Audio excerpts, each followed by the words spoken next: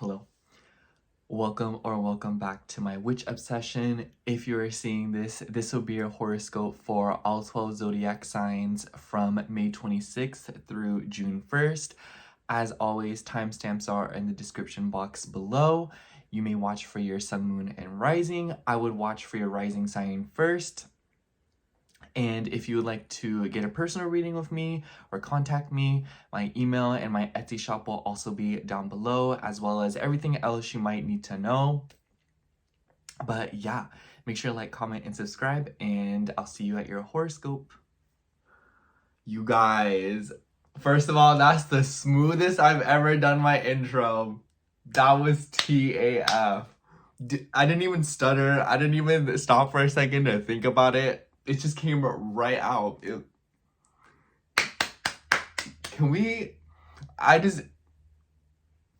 Anyways, can you tell I'm in a good mood? Because I just ate. Because I knew I was so hungry, and honestly, I knew I needed to eat before I filmed. That's always the case for me. I don't know why I don't eat before I film. I don't get it. I never will, but I also really need to get a haircut. I wanted to talk about this because there's a lot of things I want to do for vanity. I want to cut my hair, and I'm not changing how I dress, but I'm adding more clothes to my repertoire. And I don't know. If you hear any background noise, it's my neighbor. For some reason, his toilet he doesn't hear it. You know what I'm saying? Do you have neighbors like that too? They just don't hear it. I would think you're either consciously ignoring it or you're just deaf. I don't know. But yeah, I knew I needed to eat before filming because I was so hungry. And honestly, I was kind of having a moody morning, and I was just kind of irritated. And I was just like kind of sad because it was really cloudy and gloomy, and I just wasn't feeling it. And I was a little nervous because I was like, ooh, like I need to film today. And I was like, you know what? Because I knew part of the problem was because I'm hungry. But honestly, when I'm in a mood, I don't like to always console myself with food or going shopping because I feel like that rewards really bad behavior. So I try to get out of the mood before I do something like that. And then when I do it, then I can go shopping or buy something. And then it's like I'm rewarding getting out of the mood as opposed to, rewarding being in a mood, because then I feel like it causes this loophole, and I don't know. But yeah, I just ate some food, and I had some fast food, and there's a lot I wanted to talk to you guys about actually. So I broke out this in the middle of this week, and I feel like talking about my skin is like a normal thing now. Like I love talking about it. And I love seeing, like, interacting with my skin and seeing I feel like I learned a lot about myself through my skin and what it's trying to tell me. First of all, pasta and carbohydrates is so much sugar. I feel like people always say bread is really bad for you or carbs are really bad for you, and it's just one of those things where I know it, but I feel like actually thinking about it and realizing that there are probably people who have to navigate that diet a lot more meticulously than I do. Because I noticed that when I eat a lot of sugar, it breaks me down here. And I know that when I break down around right here, it's usually a hormonal thing, especially down here on my neck. And so I've been thinking, I'm like, but I feel like I have been hormonal, but I couldn't really understand why. And then I was like, does sugar impact your hormones? And I Googled it, and it was like, yes, sugar really spikes up your blood sugar, and then it messes with your hormones. And I was like, oh my gosh. I had a whole thing of frozen yogurt the other day, and then I had pasta 2 nights in a row. And that's a lot of sugar, and I ate a lot of pasta, and I had white pasta. And so I'm just kind of like, you know what? I'm gonna omit that from my diet entirely. I was just thinking, there is no reason for me to go out and eat frozen yogurt anymore. I know the frozen yogurt is what started it. And then I was eating a burger earlier, and I ate a burger yesterday too, and I know the bun, but then it's combined with meat, you know, like there's meat on the burger, so it's not as bad. Whereas pasta, there was like what, like a tablespoon of beef and then 5 gallons worth of pasta. So, and I also ran out of my moisturizer this week, so I had ordered more and I got it in. My skin looked horrific yesterday. Not really, didn't look that bad, but you know, like it was painful. I was like breaking out really bad. And then literally just last night I put on a bunch of moisturizer. I put on some this morning, and it looks so much better. I'm so satisfied. But yeah, I was using this dupe moisturizer, not dupe, but I was using this moisturizer I got from Ulta just to hold me over. It was called Bioma, Byoma. It's this pink bottle, and I got it from Ulta, and it's a cylinder, it's a pump, but then it's rectangular. It's a rectangular prism. And I don't know, I just feel like it's not doing it for me. What I've been doing with it since I got my original moisturizer, and I've been using it as a pre-game for my regular moisturizer. So that's what I've been doing with it, just to use it up and, you know, not make waste of it, because I'm like, this on its own is useless. This is like water, okay? This is just water. And my skin was laughing at me, y'all. It was so dry, and I know it was just laughing, okay? But yeah, if I don't know, anyways, especially because I've been using that azelaic acid that everyone's been talking to me about, and it works. I like the azelaic acid, but I googled a little bit more, and I think it dries my skin out. Not as much as salicylic acid would, but I think it still dries my skin out a little bit because it's an exfoliant. So I was like, okay, I need to really beef up the moisturization and whatnot. So I think I need to start using less of it and more moisturizer. Okay, that's enough dermatology class for one day. Another thing is I got more plants. So I got 2 plants, and I added one more plant to my room that I had outside. I don't know if I should show you guys. I'm going to show you guys. I feel like I have to. So this is the first plant. This is a Calathea orbifolia. I used to have one of these, but it got mealybugs from one of my other plants. This is from this one. My problem child. It's a Peperomia Ginny, but I somehow got rid of the mealybugs on that one, but my Calathea was toast, y'all. Like, she's gone. So she died, and I went to this little nursery maybe half an hour from where I am, and I found this, and I was like, I want her back. I remember, I don't know. And then another plant I got was this one. This is a burrow's tail. I think the botanical name is like Sida morganiaeum, but I knew I wanted something in this pot because I've had this pot. This is a pot my mom had, and I stole it from her. And I'll show you the plant that used to be in this pot, but I had maybe 3 of these little guys, and I saw this big one, and I was like, oh, what if I buy and just put them all together in the same pot? Because I used to have one of these plants, and then it just, you know, I had to move, and I couldn't take it because that plant's really fragile. And then this is the plant that used to be in that pot.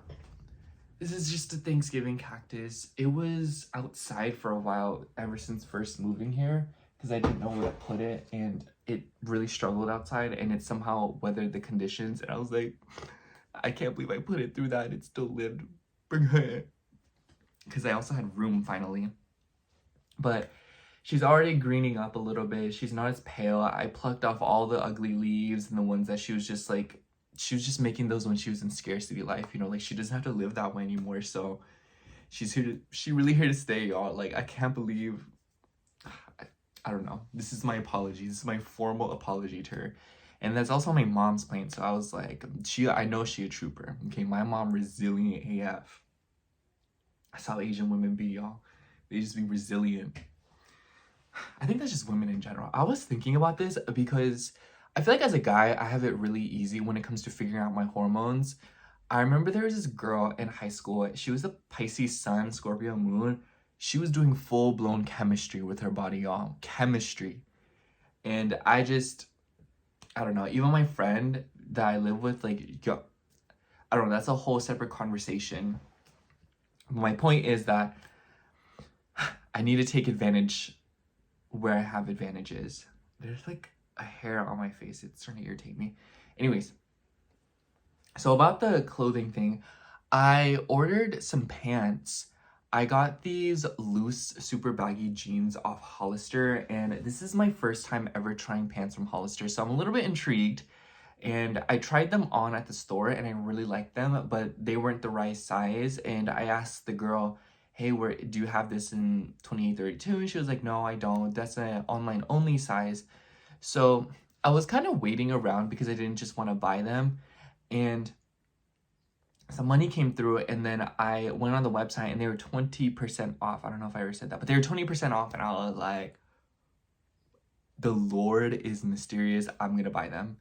So I spent what, maybe $39 instead of $49, which I feel like is a steal for some pants. I feel like pants are so expensive, and especially jeans, because I feel like people will spend maybe hundreds of dollars on jeans, and that to me is like, maybe I just don't get the vibe, but me personally, I'm startled by spending that much money on pants. I spend no more than $70, $80 on my pants. Even pants from Abercrombie, I kind of want to invest in a pair, but I'm like, nah, like that's $100. I don't want to spend $100. And yeah, I got those. And then I want to get a pair of Dickies eventually. I want to get them after I get the camel pants, because I feel like for me, when I get clothes, I need it to settle in. You know what I mean? I feel like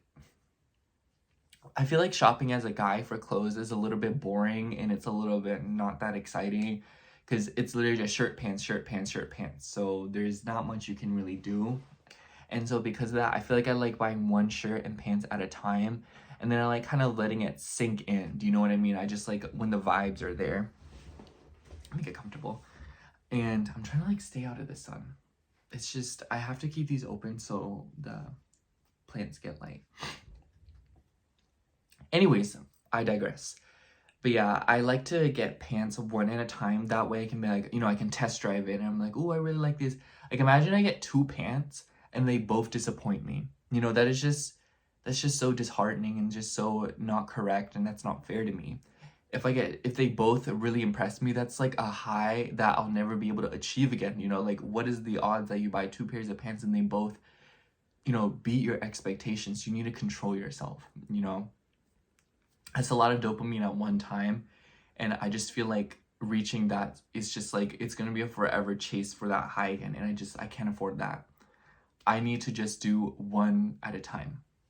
That's my truth, and I'm not a liar, and I'm here to voice my truth, my story. Anyways, and I feel like that's kind of all I had to talk about. I've been still reading that book, The Book of Pluto, and I feel like that's the reason why I've been feeling the way I feel, because the book is honestly a lot, because it's a book about Pluto, and so far in the book right now, it's talking about the 12 houses that Pluto goes through, and I read on the first house, the second house, the third house, and fourth house, and I've been getting more and more into reading it. I feel like I'm trying to replace mindlessly scrolling with reading, because I feel like being on my phone overstimulates me so much to a point where, excuse me again, ×2. I feel like being on my phone overstimulates me to a point where I don't know how I feel. And I feel like reading the book really slowed me down. It's kind of, when you eat something really sweet or something really just terrible for you, and then you chase it with a salad. That's how I felt. Being on my phone for like 2 hours straight, and then I was like, oh gosh, I feel terrible right now. I need to read a book. That's how I felt. So I ended up reading the book for an hour, and then 30 minutes around that threshold, and then I took maybe another 30 minutes to just kind of rest and lay down and kind of decompress, because I was just so overstimulated from being on my phone. And I know I was overstimulated because I was thinking too much, and then I was just like irritated, and I was just like, I was literally the equivalent of an iPad baby. Those videos where you just like poke an iPad baby, and then they just like shove off your hand and like throw a desk at your face and then try to like sue you? I don't know. that's how I felt. And I was like, this is not healthy. I need to get off my phone. And it worked anyways, because I needed to charge my phone to film. But yeah, I'm trying to find other ways to feel dopamine and to feel excited, especially because I feel like when I do other things to excite myself, I'm better off. For example, I've been trying to read, I've been trying to clean up more, I've been trying to stay on top of it with my routine. This week I felt really locked in. I was honestly really busy. I did laundry this week, and then what else did I do? I feel like I was really busy this week, and I was getting a lot done, and I feel really proud of myself because I feel like I've been taking more initiative and I've been trying to not be stagnant, and this is like my spring. This is spring, and I'm just really happy about it. I can feel summer starting because it's getting hot. Like, as you can see right now, it's really hot. But I feel like I'm trying to replace other ways of feeling excitement and happiness, you know, drawing, creating art, reading, Saturn in the 5th house, low-key. But I just feel like for a really long time, I was getting a lot of my excitement and endorphins. Is endorphins the right word? From things like going out, buying stuff, and other stuff, eating. And I just felt, you know, there's nothing inherently wrong with that, I feel, but it's not really an investment in me, and it's just kind of short-lived, and I wanted something a little bit more meaningful, something more exciting. And I feel like I've been getting that from doing all the stuff that I just kind of mentioned. And I definitely feel like changing my style has been part of it, because I don't feel too guilty about buying clothes because I don't do it so much in excess. I feel like I don't buy as many as you think. I have a lot of clothes, but mind you, this has taken me years to accumulate, and I just feel like when I buy a piece of clothing, I keep it for a very, very, very long time. I donated sweaters and stuff recently that I've had since high school, and I don't know, I feel like when it comes to clothing, I'm a little bit more ethical. And it's funny because I've been Googling recycling centers because I don't have recycling where I live. There's not an option. I'm sure I could call up like a company or something and they'd give me my own recycling can or something, but I just feel like that's a hassle. But I found that there's recycling centers and they'll even pay you a few cents to buy materials off of you, which I thought was pretty neat. So I'm gonna start doing that. And then this kind of transpired because I want to try Rhode, I want to try the glazing milk, and I want to try their lip treatment eventually, and something else on the line. And I was just very fascinated by the brand. And I was thinking, because I was like, I feel like her packaging is really bulky. So I was like, oh wow, is there like a way to recycle this? And then sure enough, there is a whole section dedicated to recycling her products. And I was like, wow, like that's pretty nice. So there's a bunch of ways that I want to kind of live a little bit more ethically and like lessen my carbon footprint. Me saying that as I drive my gas car to go get my food, but I just feel like if I can lessen the blow just a little bit, I'm going to. I feel like the earth is already like low-key just cooked, but if I can slow it down by 0.0001 seconds, I will, you know? So at least in a way that's convenient to me, or at least in a way where it's kind of like, I don't know, because I feel like people get on consumers' arses about stuff like plastic straws, but it's like, the straw has already been made. What is the consumer going to do about that? Anyways, we're at 18 minutes. So thank you so much for listening. I will see you at your horoscope. I love you. If you listen to the whole ramble today, comment a houseplant emoji. Okay, see you at your reading. Okay, starting out with Sagittarius rising. So hello, Sagittarius rising. If you're seeing this, this will be your horoscope for May 26th through June 1st. I kind of wanted to try this angle. I think I'm only going to tell y'all this, but I just wanted some ambiance in the background. So tell me how you guys feel about this. But honestly, Sagittarius, I feel like the number one thing and the highlight of this week is the new moon in Gemini that we will be seeing literally right on the 26th. The day that you're seeing this on the 25th, probably a lot of stuff with your health and your routine with the moon moving through Taurus. But as the week kicks off, there will be an emphasis on relationships because of this new moon in Gemini. And it also features a Mercury Cazimi on the side. And mind you, Jupiter is still in Gemini this week. So we're seeing a lot of movement and we're seeing a lot of wrapping up in some way, shape, or form when it comes to relationships of all kinds, legal matters, career stuff. I wouldn't be surprised. Okay, here's the thing. So this new moon will be sextiling Saturn and Neptune that is freshly in your 5th house. And this is an important energy because I feel like a lot of Sag risings right now are going through something with intimacy, creativity.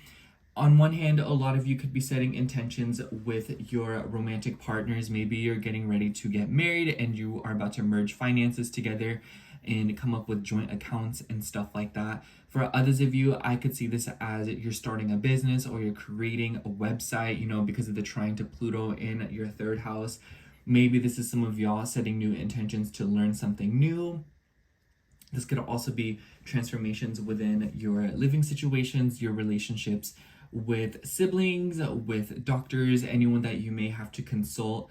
And I definitely feel like transformation and change will come upon you through language and the way that you're perceiving this world. Like I feel like a lot of Sag risings around this new moon and the intentions that you're setting at the beginning of the week, there is noticeable changes around how you perceive communication, how you perceive relationships as a whole, but especially romantic ones. I feel like even if you're Sag rising that isn't necessarily interested in dating, I feel like this is one of those energies where it's like, this is still a relevant topic for you, and unpacking it and thinking about it is going to be something that changes you.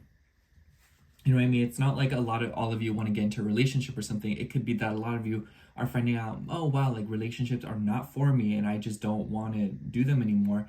And I feel like through thinking about this is what is changing. For others of you, if you do want to get into a relationship, I would imagine that, you know, like there's something going on here where you're setting intentions. And if you are wanting to manifest something like that, the name of the game is writing things, speaking things. Your mind will be very potent this week. So know that the things that you're saying and thinking at the beginning of the week will have a tendency to come true and unfold over the course of these next few months. So be very cautious about what you're thinking, Sagittarius.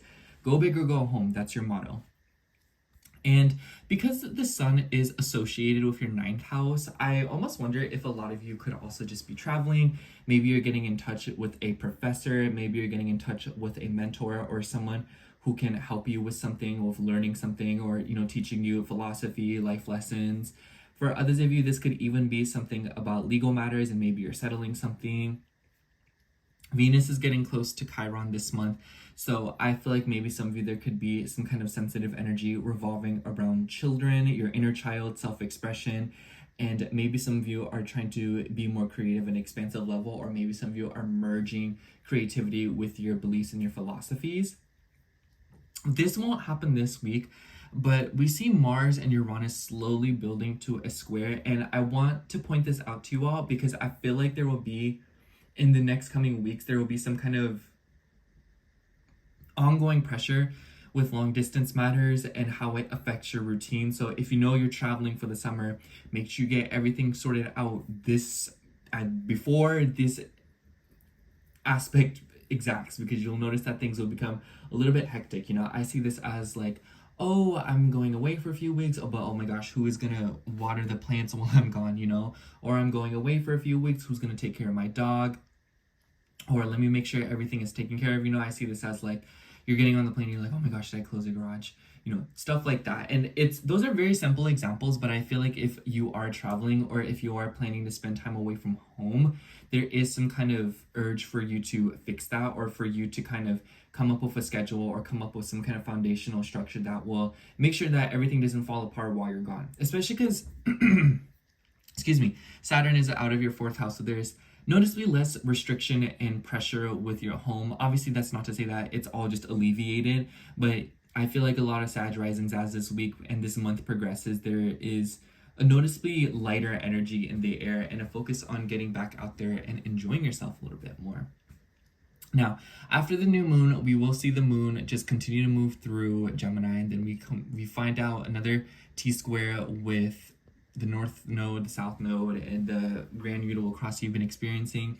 So progress, and then as the week progresses, we see the moon move into Cancer. So this is around the middle of the week, and this energy is pretty peculiar to me. It will be trining the north node and sextiling the south node, but then it will be squaring planets in your 5th house. So there could be intimacy, there could be things going on with having children. And when I say intimacy, I just feel like this could be something about getting to know yourself at a deeper level, living with a little bit more intention in your day-to-day routine, being a little bit more holistic, being a little bit more meaningful with your intentions. This could very well involve another person. And I think that because Saturn is doing a little tango with Neptune right now, and Saturn rules your 2nd house, there is noticeable new Saturnian energy in the skies for you. And it seems to be related to your money and your self-worth, and how that sort of correlates to your role as being a lover, a spouse, a parent, or even just an individual who is worthy of expressing oneself. So I feel like there is a new burden unfolding around that, or a sense of responsibility to take care of something of this nature. And this is especially noticeable if you are anywhere between 0 to 5 degrees of Sag rising. If you're later degrees, you're probably more concerned with mopping something up when it comes to your home, your career, your relationships. It's more like you guys are trying to close something out, but you do see some sort of a new thing coming in the horizon. And then as the moon's just moving through Cancer in general, I feel like the middle of the week, a lot of Sag risings could be feeling a little bit emotional. There could be emphasis on taking care of money. The moon will sextile Uranus in Taurus, and then it will come into, and I feel like because Uranus is in Taurus and then that's ruled by Venus, Venus is coming to a conjunction with Chiron. I feel like a lot of Sag risings are doing healing through routine. Maybe you're trying to get over a cold. I noticed that some people kind of fell ill this past week, so a lot of Sag risings could literally just be recovering from something right now. And maybe it's an illness that your kids brought, or maybe you're taking care of an animal, maybe you're taking care of a child or something. It could just be another person in general.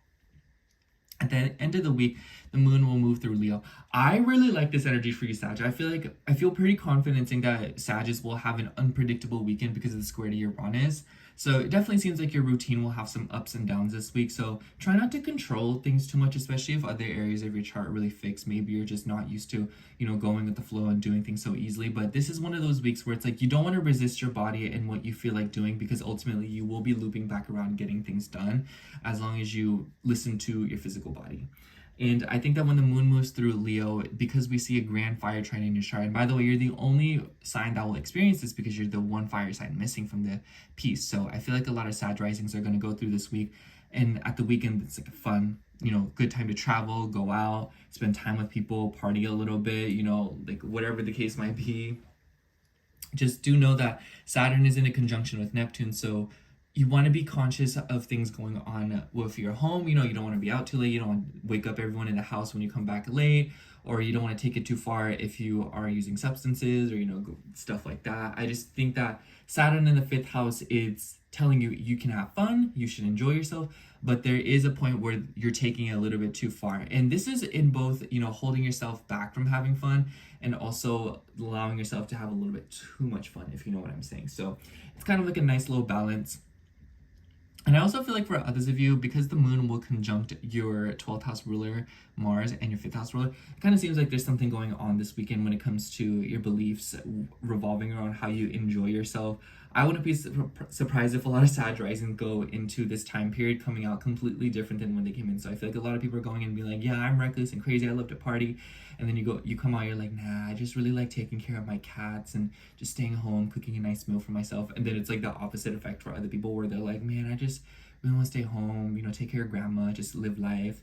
And then you're like coming on this like, yeah, like I love to party, I love to go out, I love to do this, stay out till 3 a.m., yada, yada, yada. But I'm going to start shuffling the cards. I feel like overall, Sagittarius, I feel like a lot of you are enjoying yourselves this week, or I feel like there is a little bit more of a lighthearted banter in the air where you're chatting with people, getting to know people, setting intentions to learn something new. And maybe some of you are putting yourselves out there, signing something. This is a really good week to do things like that, especially if you're trying to come up with applications, making websites, or if you're trying to apply for jobs, or if you're trying to sign things, like I said, or have communication. Maybe there's something that you've been wanting to say to someone and you haven't been able to. This is the week where you want to say something like that, because the trine of Pluto shows that your words have an impact and they mean something. What you know is important this week. And using that to your advantage will give you some pretty sweet opportunities and make you look good, and maybe in a way garner attention and magnetism. I feel like this is the best way to say it. I wanted to say another word besides attention, but that's really the best way of putting it. Anyways, let's see what card comes out for you. Oh, this one sticks out. Ooh, for you, we have the Three of Pentacles. I love how the sun shines on it. Excuse me. Anyways, this definitely shows that there is collaboration this week. A lot of you could be getting together in a group. Maybe you're going off a group of friends. Maybe you're on a group call. Maybe you're doing a group interview, you know, something where it involves other people.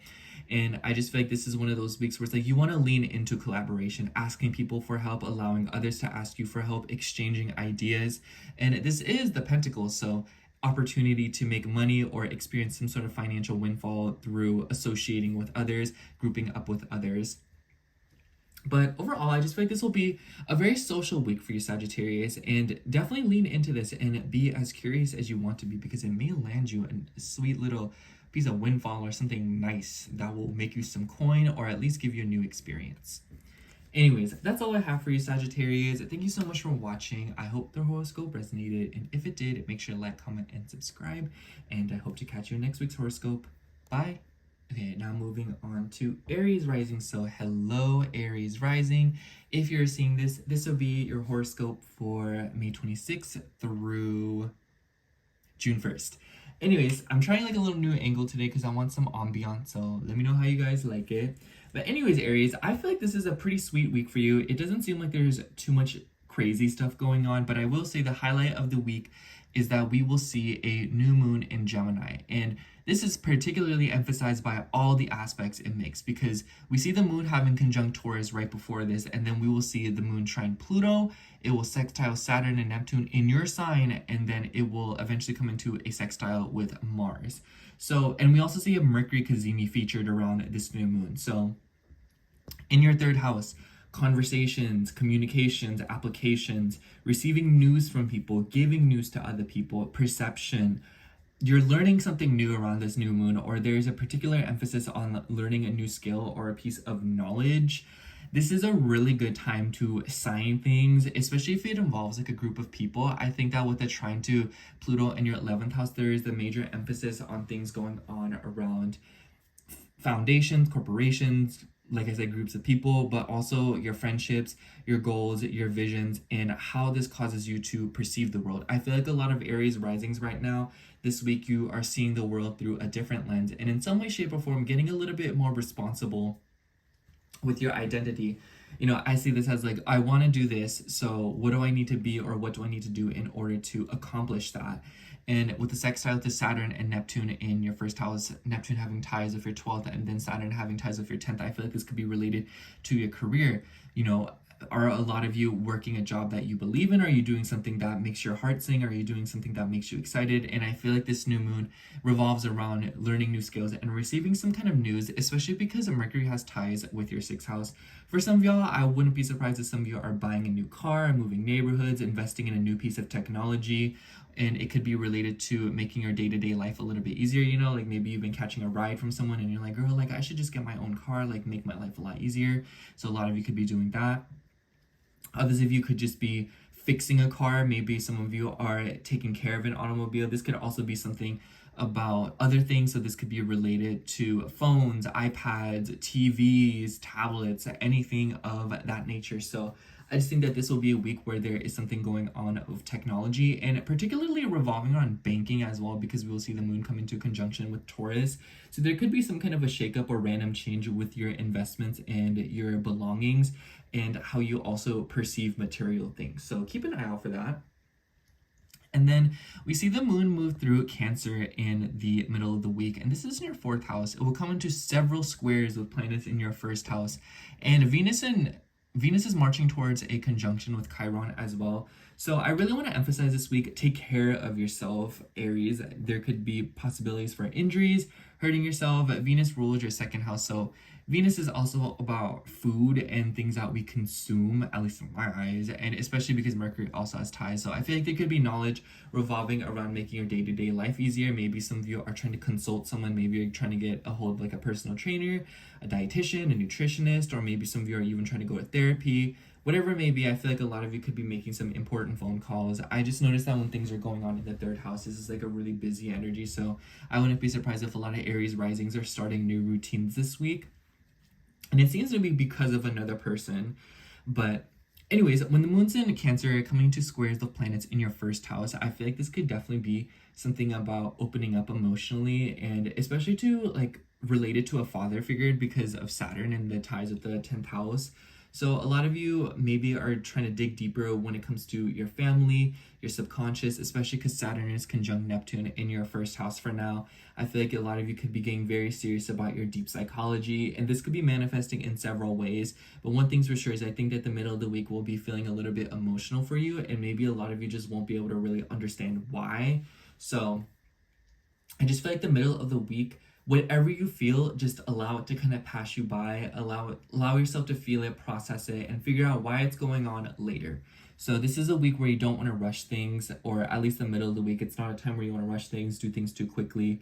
Just allow things to be and take your time, and then you'll notice that you have an easier time. And with Venus coming into conjunction with Chiron, maybe there could be healing coming into from another person, since Venus has ties with your 7th house as well as your 2nd house. So a lot of you could be working on your self-esteem from another person, or maybe there is healing going on from a relationship. So like maybe you broke up with someone, maybe someone broke up with you. For others of you, this could also be getting more serious about your self-worth and your appearance. Maybe some of you are reflecting on things that you've gone through. And I wouldn't be surprised if a lot of you are, like I said, also trying to fix something about your appearance or change something. Not a very good week to get things like piercings and tattoos. I think a conjunction to Chiron will extend the healing process and make it a little bit convoluted. So I see this as like, if you get a piercing this week, it just doesn't heal correctly, or it just like hurts a lot more than it needs to. So I would hold off on that, and honestly I would just wait for this whole Venus transit to pass by, because it's a little bit too late by now. But anyways, at the end of the week, we will see the moon moving through a Leo. Pretty nice energy. The moon will come into conjunction with Mars. So I feel like news or some kind of emotion is coming up because of a child or something about creativity. I think this weekend, a lot of Aries risings could be feeling very inspired, very excited. So I think that this end of the week is a really good time to enjoy yourself. I think a lot of Aries risings will be going out, spending time with friends, doing things that they want to do, and maybe it'll be a very healing opportunity for you, or a time where you start to feel better and other people are showing up to support you, especially if you are dealing with some kind of confusion relating to your identity, who you are, and how you perceive yourself. And I think that the beginning of this week with the new moon, lean into communicating with others, expressing ideas, and coming up with new ways to enjoy yourself. And maybe some of you are also finding attention or some kind of excitement on like a dating app or something, because the Cazimi and the Sun has ties with your 5th house. So a lot of y'all could just be having fun expressing yourself on social media, the internet. Or maybe others of you could be just like entirely taking yourself off. I do feel like your presence on social media will go through some kind of a shift this week because of the trine to Pluto in the 11th house, and the 11th house rules social media. So I think a lot of you could be going through some kind of change in that regard. Other than that, I just feel like overall, Aries, this is a nice week where you're just seeing a lot of new energy, and there's something coming to light when it comes to your physical appearance, how you're perceiving yourself, and how you identify with yourself, your goals, what you want to accomplish, and how this kind of relates to your subconscious desires and how you feel at a deeper level. And I feel like a lot of you are getting in tune with what you want to do with your life, that you have control over. And it seems like you are doing some kind of deep psychological work in order to answer that question for yourself. So definitely lean into this energy and be patient with yourself, because I feel like the squares to planets in your 1st house could be a little bit frustrating or a little bit irritating, and you could be feeling impatient, but you might not necessarily be understanding what it's for. So I think that the vibes here is to just kind of go about it very, intuitively. Anyways, let me start shuffling the cards and see what comes out for you.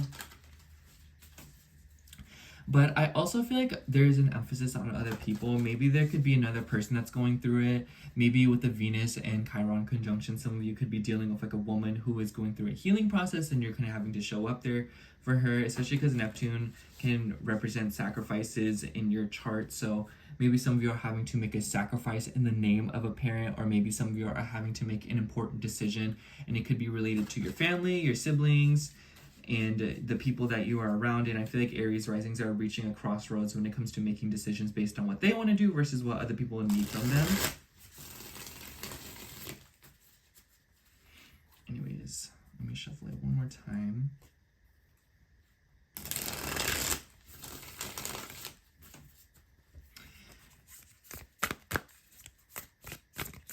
Okay, let's see what comes out for you. This card was like sticking out.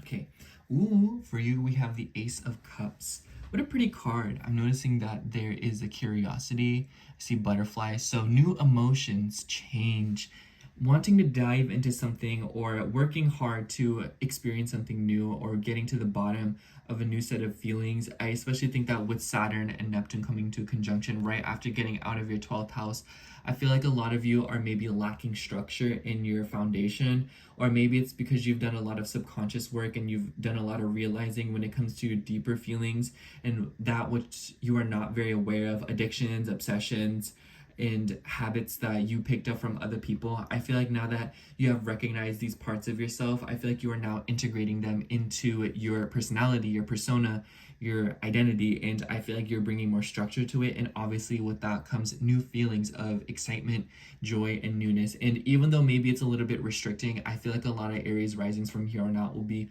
a little bit more glad to know that there is something that they can do about it, or it's a little bit obvious what you need to do. Just make sure to not be daunted, stick to it, and keep pushing through. Anyways, that's all I have for you, Aries. Thank you so much for watching. I hope the horoscope resonated, and if it did, make sure to like, comment, and subscribe, and I hope to catch you in next week's horoscope. Bye. All right, now moving on to Taurus rising. So hello, Taurus rising. If you're seeing this, this will be your horoscope for May 26th through June 1st. So I'm trying a little new angle out today to get a little bit more ambiance, so let me know what you think. Anyways, I like this week for you a lot, Taurus. So the highlight of the week, we see this new moon in Gemini that will be taking place literally right on the 26th. So this week starts off with this Gemini new moon, and I definitely feel like it sets the tone for the entire week. And this is in your second house of money, your self-worth, your resources. And this is a house you're very familiar with. So I definitely feel like there's something going on here with your money, your finances, but also your beliefs revolving around yourself, because this will be trining Pluto, and this is in your 10th house, and then it will be sextiling Saturn and Neptune in your 12th house, which is where your chart ruler's been. So I feel like a lot of you have been doing a lot of subconscious work and thinking deeply. Maybe some of you are having like weirdly prophetic dreams, but others of you could be dabbling into psychology, and maybe this is in the name of your self-worth. So I would imagine a lot of Taurus placements in general are investing in themselves through learning something new. So maybe you're reading books, maybe you're watching videos, maybe you're consuming podcasts, content, in order to help you with something revolving around your career, your reputation, what you want to do. Some of you, if you do already own a business, maybe you're upping your rates, maybe you're trying to change something about them. Excuse me. Anyways, I also feel like because this is related to tech, maybe this is something about online banking, maybe some of you are investing into crypto or stocks, or others of you could also just be, like I said, trying to learn a new skill in order to help yourself in some way, shape, or form. And the sun has ties with your 4th house, and Mercury has ties with your 5th house. So this could be related to something of like creativity, self-expression. This doesn't even have to be related to money or your work. This could also be related to 5th house themes, such as romance, creativity, having fun, self-expression, and maybe some of you are trying to monetize that. But others of you, because the sun has ties with your 4th house, this could be related to your home, your family, and maybe you're trying to learn something new in order to help your finances. So I see this as like, oh, I'll just learn how to change the light bulb, or oh, I'll just learn how to do this thing, install shelves and whatnot, so that I can save money so I don't have to hire someone to do it. You know, things like that, where you're learning a new skill in order to gain or save money in some way, shape, or form. I feel like that is definitely a big theme for a lot of Taurus placements this week. And this is kind of something where I feel like the things that you gain from it will be a little bit inadvertent, or it won't be as apparent because the second house is an aspect to you. So it could be like, oh, I'm gonna learn a new skill at work, and then it ends up being like one of those things where it gets you a better paying, and you were just kind of like, oh, like I just wanted to learn just to learn, you know. Or it's like you're reading a book and then you're like, oh wow, like now I know this, and then without you even realizing it, you have a higher sense of self-worth. Do you see what I mean? I just feel like investing in money and the material things that will come from what you are gaining this week is a little bit less apparent versus the tangible knowledge that you are trying to learn and get a hold of. Especially because the moon will come into a conjunction with Jupiter. Knowledge is power this week, so knowledge is money. Anyways, as we see the week progress, we will see the moon move through Cancer and come into squares with all these planets in your 12th house. So I feel like in the middle of the week, there could be some kind of confusion when it comes to conversation. The moon is at home in Cancer, and it does like being in the 3rd house. So I feel like the middle of the week will be pretty chill for you, even though we see a bunch of these squares to your 12th house. I mean, granted, I think that because Venus is coming into a conjunction with Chiron, maybe there's some deep subconscious healing that you all are doing this week, but because Venus also has ties with your 6th house, this could also be revolving around healing oneself. Maybe you're coming down from something, maybe you're resting, and because Aries rules like war and like aggression, maybe like some of y'all dealt with something with like injuring yourself, and this is you taking time to yourself to heal. Maybe you're trying to consult someone, maybe you're seeing a doctor. Excuse me. Maybe you're trying to drive to the hospital or something, or maybe some of you are just like busy, you know, having conversations. Psychologists, psychiatrists, therapists, a lot of you could be doing with something like that. But this could also be things like physical therapy and getting massages. I think at the middle of the week will be a really good time to do this if you've been wanting to do something like that, or, you know, like other treatments. Maybe you're wanting to get beauty treatments done, like fillers and stuff, or maybe you're even trying to get some kind of like acupuncture. I would say that if you're going to do this, be kind of careful, because Venus conjunct Chiron can suggest maybe there's a little bit of extra healing to do. So it's like you get a piercing and it takes a little bit longer to heal, or like you get a skin treatment done and your skin gets especially irritated. I would try to avoid that this week. If you could do it the weeks coming, that would be better for you, but you're grown, do whatever you want. Anyways, I also think that when the moon moves through the 3rd house, it's a very busy energy. So a lot of y'all could just be driving around, doing stuff, moving around, you know what I'm saying, like getting things done, calling people. There could be a private conversation with a woman. Maybe it'll be a little bit triggering. Be wary of arguments this week, and be wary of having sensitive conversations with women, especially if you work with them, or if it's just in a private setting and it could be about something that's a little bit taboo or unbeknownst to you. Be wary of people confiding this week. Be wary of people having awkward conversations, especially a mother, since the moon in Cancer, that is the mother.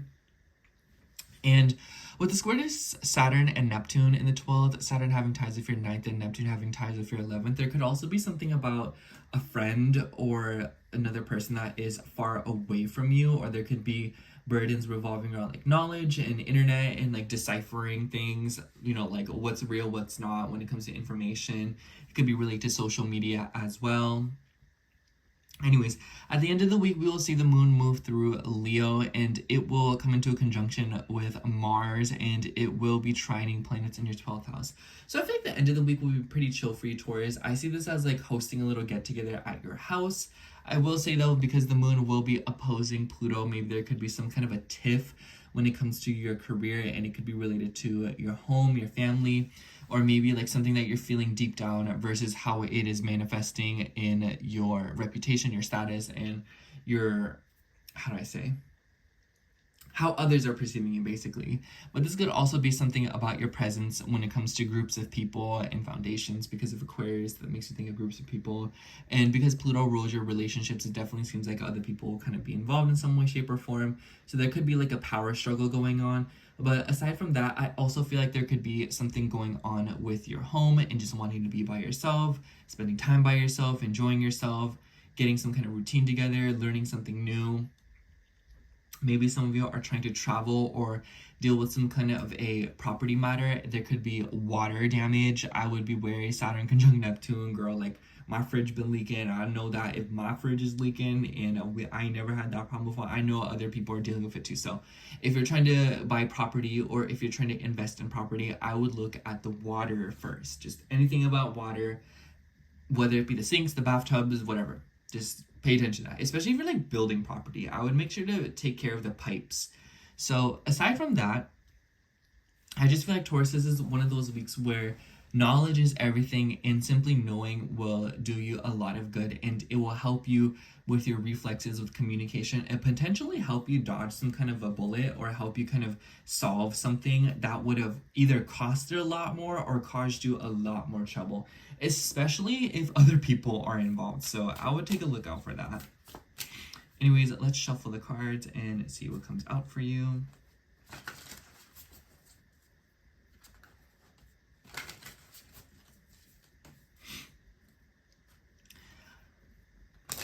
I also feel like a lot of Taurus placements are doing some deep subconscious healing. I feel like a lot of you all have been trying to pull away, do your own thing, be by yourself. So I think that with Venus coming into a conjunction with Chiron, healing will be found in doing things yourself and figuring out your own tempo again, especially if you feel like you've been kind of overwhelmed by other people in your life in some way, shape, or form. Especially with like your home life, because Mars moving through the 4th house, squaring your ascendant, slowly coming to a square of Uranus. There could be impending changes or sudden shifts within the home front, or just your deeper psychological foundation and how this kind of helps you navigate your life. Let's see what comes out for you. This card kind of stuck out to me. For you, we have the 9 of Swords. Yeah, this is a pretty peculiar card. First of all, pay attention to your sleep cycles. This is literally called the nightmare card. So there could be something going on with your dreams, sleep disturbances, or maybe there is just like tossing and turning, getting nervous. And I'm noticing that another panda is pulling up the panda sleeping. So lean into connection, leaning into people helping you, or lean into helping others. I feel like this will be the way that keeps you away from your darker, more gruesome thoughts. And I just kind of feel like this is one of those weeks where you want to make conscious decisions in spite of anxiety and what's going on. And you may notice that other people are more willing to help you than you realize, because they're assisting you in a time where maybe you didn't even realize you could receive help. Anyways, that's all I have for you, Taurus. Thank you so much for watching. I hope the horoscope resonated. And if it did, make sure to like, comment, and subscribe.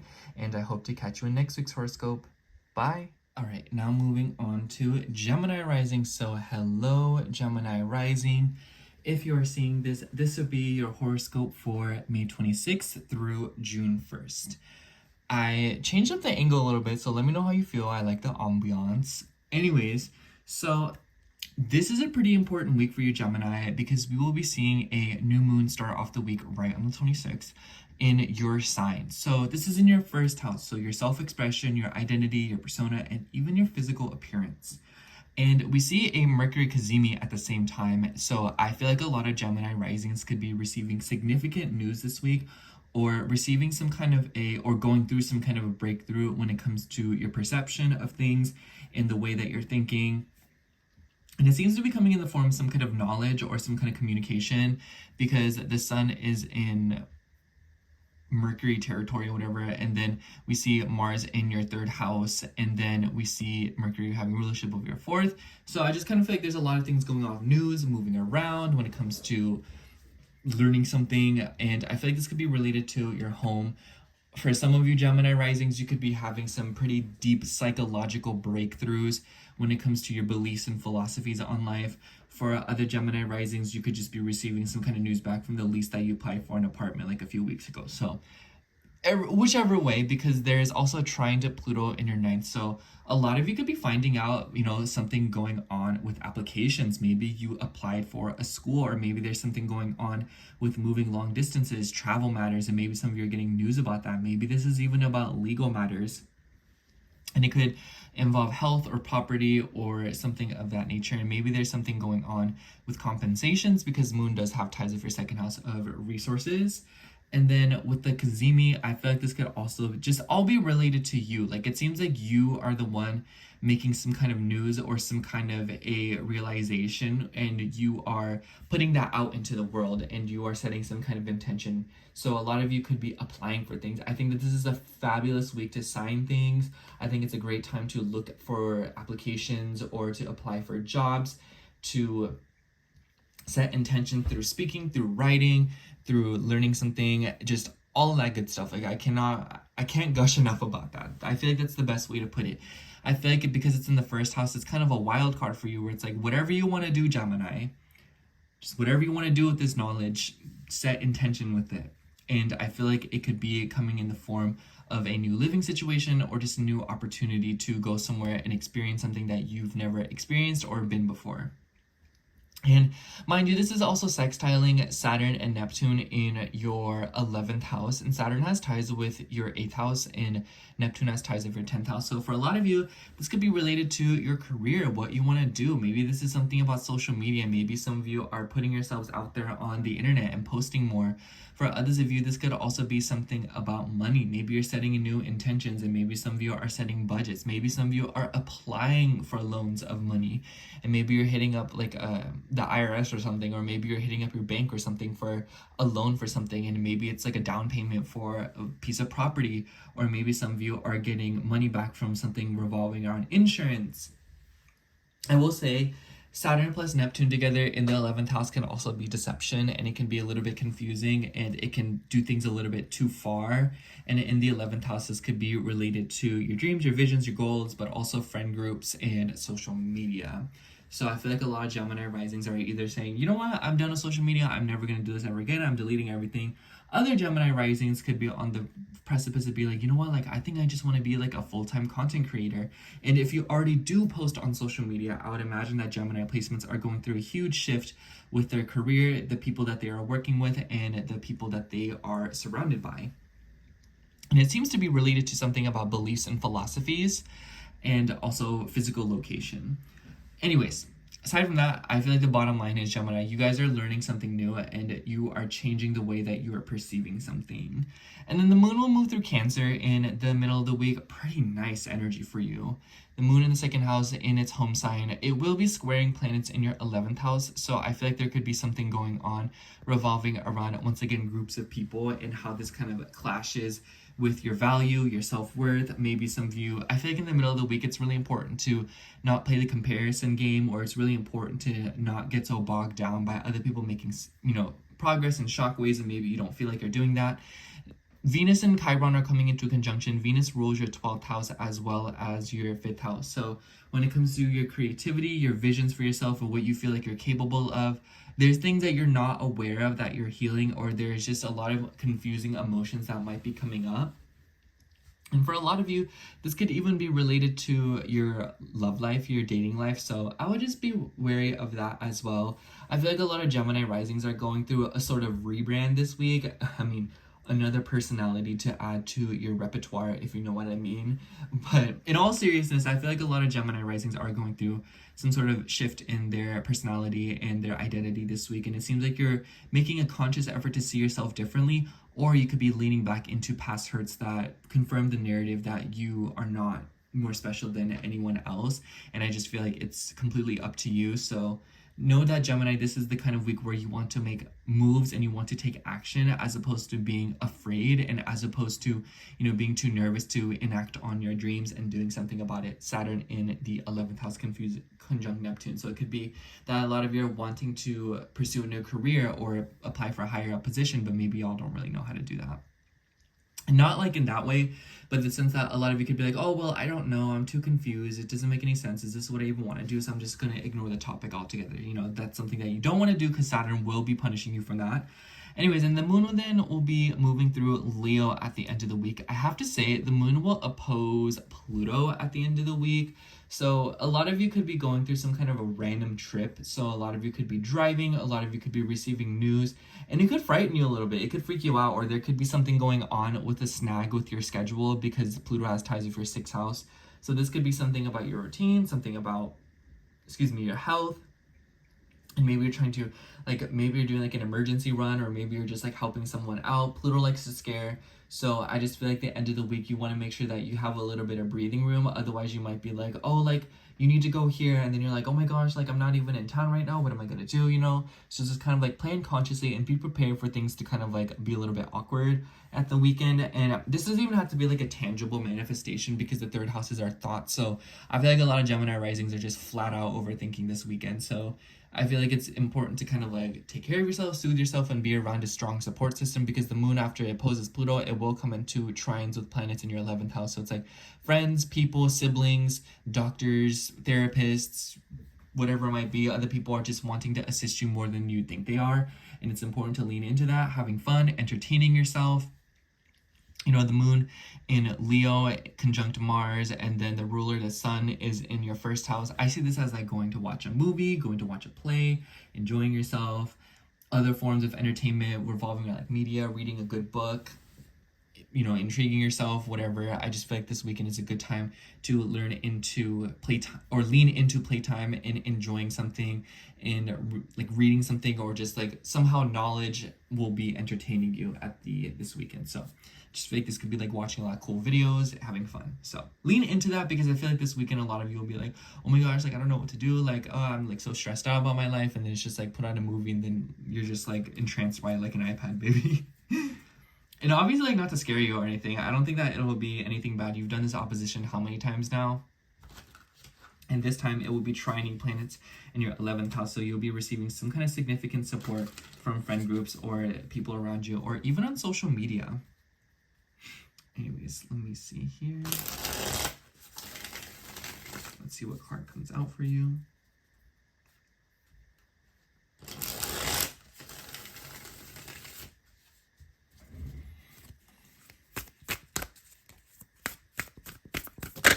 Oh wow, this card just wants to come out, I guess.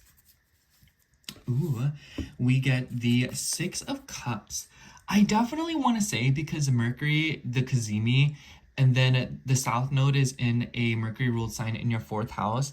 I feel like a lot of you could be receiving news from something from the past. You know, maybe some of you are reflecting on something. This could be you finding something from the past. I mean, we see a cat here, so this could literally be related to pets. I wouldn't put it past that, because Pluto has ties with your 6th house. So maybe some of you are reminiscing about an old family pet, or maybe some of you are just in some way, shape, or form getting tangled up with the past, or just reflecting on your inner child, what makes you have fun, what is enjoyable to you. Venus rules your 5th house and coming into conjunction Chiron. A lot of you could be spending time with an old friend, meeting someone from a very long time ago, a childhood friend perhaps. And I feel like a lot of Gemini risings this week will probably have a sort of sweet emotional week, and in kind of a good way, where it seems like the good times are making you smile, if you know what I mean, like Dr. Seuss vibes. So yeah, definitely lean into 6 of Cups energy, and just know that a lot of the interactions that you're having this week are very fated and in divine timing. Anyways, that's all I have for you, Gemini. Thank you so much for watching. I hope the horoscope resonated, and if it did, make sure to like, comment, and subscribe, and I hope to catch you in next week's horoscope. Bye! Alright, now moving on to Cancer rising. So hello, Cancer rising. If you're seeing this, this will be your horoscope for May 26th through June 1st. I changed up the angle a little bit, so let me know how you feel about this ambiance. Anyways, Cancer, I definitely feel like this is a very important week for you, because we will see a new moon, and as we know, when there's a new moon, we talking about you. So this is in Gemini, and it's in your 12th house, which is a pretty peculiar and interesting place to have a new moon, in my opinion, because the 12th house is intangible, and it's stuff that you can't really see. And because of this, I feel like there's something going on with subconscious messages, interesting dreams, and the things that you were saying and thinking are going into the deep, deep void of the universe, and it will manifest in a few months' time. So I'm just saying, be wary of the things you're saying, because what you might wish for might come true. I will say though, we see a Mercury Kazemi featured at this time as well, and in the 12th house as well. So a lot of you could be receiving news from something that you weren't really expecting. And Mercury has ties with your 3rd house, and mind you, this is also in a trine with Pluto in your 8th house, and then this will also be sextiling Saturn and Neptune in your 10th house. Excuse me. And I feel like a lot of you could be getting serious about your role when it comes to leadership, when it comes to your career. I feel like a lot of Cancer risings have low-key been kind of sensing what's going on. So this new moon is going to be time that confirms something that you were already feeling. And it kind of seems to be coming through in the form of signs, messages, or some kind of a important conversation or news from another person.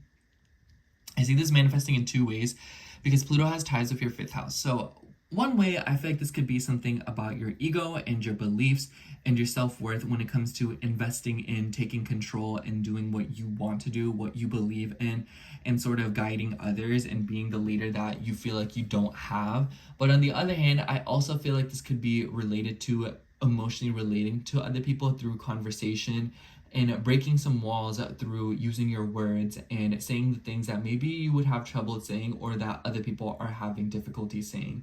And I feel like because it's a new moon in your 12th house, I feel like there is some kind of a new intention with your psychology, with your emotions, and perhaps overcoming some kind of addictive or unhealthy habit. So I feel like a lot of you could be exploring sobriety, or maybe a lot of you could be trying to consult someone in order to learn something new. A lot of you could be taking classes. I feel like this could be related to like psychology or, you know, like changing majors. And because the sun has ties with your second house, I feel like a lot of you could also be investing into yourself in some way, shape, or form through knowledge. So I kind of see this as, you know, getting rest or recuperation, and this is how you are sort of investing in yourself. Some of y'all could literally be starting to write down your own dreams and stuff like that. So I feel like there's a multitude of ways that this can manifest, but I wouldn't be surprised if it seems to be a byproduct, or it seems to be in some way, shape or form linked to other people, or you could be leaning into other people for some extra context and knowledge, because Saturn has ties with your 7th house of relationships and other people. So it kind of seems like the habits and the person that you are and the way that you communicate and think and how you perceive relationships seems to be kind of coming through this week. And I feel like a lot of you could either be observing this in yourself or the people around you. So it's kind of like one of those things where it's like you just want to pay attention this week, Cancer. I feel like there's nothing that you need to do inherently differently. I just feel like your perspective is what's going to be kind of taking the front seat this week and taking sort of control over the wheel. And I feel like a lot of you are realizing something or just learning something. And this will be one of those weeks where it's like the things that you don't say will end up being the things that you regret. So keep that in mind.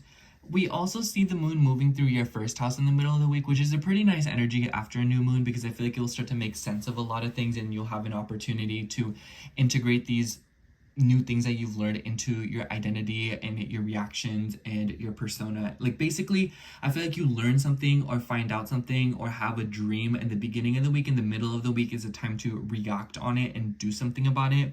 And because of the various squares to planets in your 10th house, I feel like this could be related to a father figure. I feel like this could be related to your work situation, something about your goals, your aspirations, and what you're trying to do, especially when it comes to knowledge, learning new things, because Neptune has ties with your 9th house. I feel like a lot of you could be getting serious about what you are dedicating yourself to when it comes to applications, signatures, and how this sort of relates to learning new things. Perhaps some of you are traveling, perhaps some of you are going to school. For others of you, I would imagine that this is just in some way, shape, or form taking control in some kind of sector of your life. And I feel like the news that you're receiving at the beginning of the week is pretty unexpected. So just kind of like go into this week of open arms, Cancer, because I feel like it could be really anything. I will say though, we have a Venus and Chiron conjunction sort of building in the sky this week as well. And Venus has ties with your 4th house as well as your 11th house. So something about a friend, maybe there's something going on with sorry, I had to get comfortable. There could be something going on with a group of people, or maybe there could be something going on with your home. Because Venus has ties with your 4th house, I feel like this is kind of like a psychological edge to it. So I think that as the week progresses, something about your identity and your self-worth and how you're kind of approaching this and how it kind of integrates into what you're trying to do with your life, your goals and whatnot, is sort of being exposed, because this is in a Mars rule sign and Mars is in your 2nd house. So it kind of seems like it's related to your experiences and sort of believing that you're worthy of the things that you are trying to get into right now. And Venus has having ties with your 11th house. I feel like a lot of you are also getting serious about the visions that you have. This could literally also just be a friend going through a crisis and they're like, oh my gosh, like my feelings hurt, like I need your help and stuff like that. And you're like, oh gosh, like I told you to leave him for the 4th time and you didn't do it, look what happened to you, you know? So a lot of you could be dealing with anywhere between like trying to get serious about your life goals and what you want to do with yourself and the opportunities that you see lying ahead of you, or others of you could just be dealing with a friend that doesn't want to take your advice. So there's a lot of gray area here. And I also feel like there could be something going on about your home life, like what's going on at home and your deeper foundation versus what you were projecting out into the world. And maybe something about this balance in your life is something that you are trying to navigate or something that you're trying to figure out. And then at the end of the week, we will see the moon move through Leo and it will come into an opposition of Pluto. This weekend is a really awkward time to be going spend crazy and spending money. I would say that I would wait until maybe like Saturday, Sunday to spend money, because I kind of feel like a moon opposed Pluto over the second and eighth houses could be like surprise bills, random financial situations, things of insurance, taxes, credit cards, could be causing some kind of stress, especially if it revolves around children, if it revolves around things, you know, that time you spent a little money because you was feeling happy. So just this weekend, I would not go spend crazy. I feel like if you are going to do that, set aside money to do that in the beginning of the week, and then as you approach the week, it will be, you know, better to do that. Especially because the sun or the Mercury cazimi we see at the beginning of the week, it seems like it's presenting you something about your financial situation. Like I see this as like, oh, like you getting a bonus from work or something, or you're getting a check in the mail, and then at the end of the week you're like, you know what, like I just got a check in the mail, let's, you know, let me just do my own thing or whatever. And it's just kind of like you spend a little bit more, and then you're kind of like, oh, I could have really used that check. So I would say hold off a little bit, or at least do something about it in the beginning of the week as opposed to the end of the week, because there will be a tendency to take things a little bit too far. Aside from that, though, the moon will be trining planets in your 10th house. So I feel like a lot of you could be feeling good about yourself at the end of the week, taking action, doing something. I see this as like, you know what, like I feel good enough, I'm going to do this, I want to do that. A lot of you could be investing into your persona, something into your career, your status, whatnot. Anyways, let me shuffle the cards and see what comes out for you. Overall, Cancer, I just kind of feel like this is one of those weeks where a lot of you are being thrown for a loophole because you're receiving some kind of surprise communication. And the communication and the information that you perceive and gain is something that you want to let sit for a little bit. This makes me think of like when you get good news and then you tell everyone about it, and then it ends up going like haywire, you know what I'm saying? So I feel like this is one of those weeks where you want to embrace privacy and holding off on telling everyone the news until you get the complete green light. Let's see what comes out. Oh, this card, did you see that? All right, for you had the Ace of Wands. Yeah, new beginning for sure. Some kind of new idea, new concept. I feel like a lot of you could be exploring new passion, excitement. That's really the best way to say it. Like the Ace of Wands is the beginning of the wand suit, chasing a dream, chasing a passion, a new beginning, and it is bringing you fury, emotions. That's the best way to say it. I totally see this as like the sextile to planets in your 10th house. Wands is about fire, so this could be something about a new career opportunity, another kind of opportunity that is to promise you money, or to at least promise you a lot of feel-good feelings. So I think that a lot of you should embrace this, Cancer, because I feel like it'll be very fun and very exciting, and probably have you feel a little bit cheeky with the panda wearing glasses. Anyways, that's all I have for you, Cancer. Thank you so much for watching. I hope the horoscope resonated, and if it did, make sure to like, comment, and subscribe, and I hope to catch you in next week's horoscope. Bye. Okay, now moving on to Leo rising. So hello, Leo rising. If you are seeing this, this will be your horoscope for May 26th through June 1st. I changed up the angle a little bit today for some more ambiance, so let me know what you think. Anyways, Leo, I really like this week for you. I like it for all of us, TBH, but for you, I like it in the sense that I feel like it's an opportunity at something, because we will see a new moon in the Gemini right on the 26th in your 11th house, and we also see a Mercury cazimi here, which I really like for you, because Mercury rules your second house, and I feel like y'all Leo risings have been dealing with a lot of weird stuff with your money, with your finances, with your investments, especially as it deals with finding a job, as it deals with opportunities, as it deals with just like anything, as long as that focal point is around your self-worth, your self-investments, and or like the investments you put into yourself and your money. And this in your 11th house is a particularly auspicious time, because I see this as communication from a foundation, a group of people. So this could be a job, this could be people that you're trying to get a loan from. And it sextiles Saturn and Neptune in your 9th house, which is a really nice energy. So it shows that the energy is a little bit more free-flowing with Saturn. And Saturn's finally out of your 8th house for now. And Saturn rules your 6th house. So I feel like there's something going on here with like work, legal matters, and how this might be sort of compensated for you. new, and there could also be an opportunity to learn something. So I would imagine that if Leo risings have applied to something, you were receiving some kind of news about that this week, especially because the new moon trines Pluto in your 7th house, and Pluto rules your 4th house, so this could be related to a home or living situation. But for others of you, it could just be that your family is involved. But I think that whatever news you're getting this week, it is changing your relationship with something or another person, or it is kind of changing something about a contract or an agreement that was made between you and perhaps a group of people.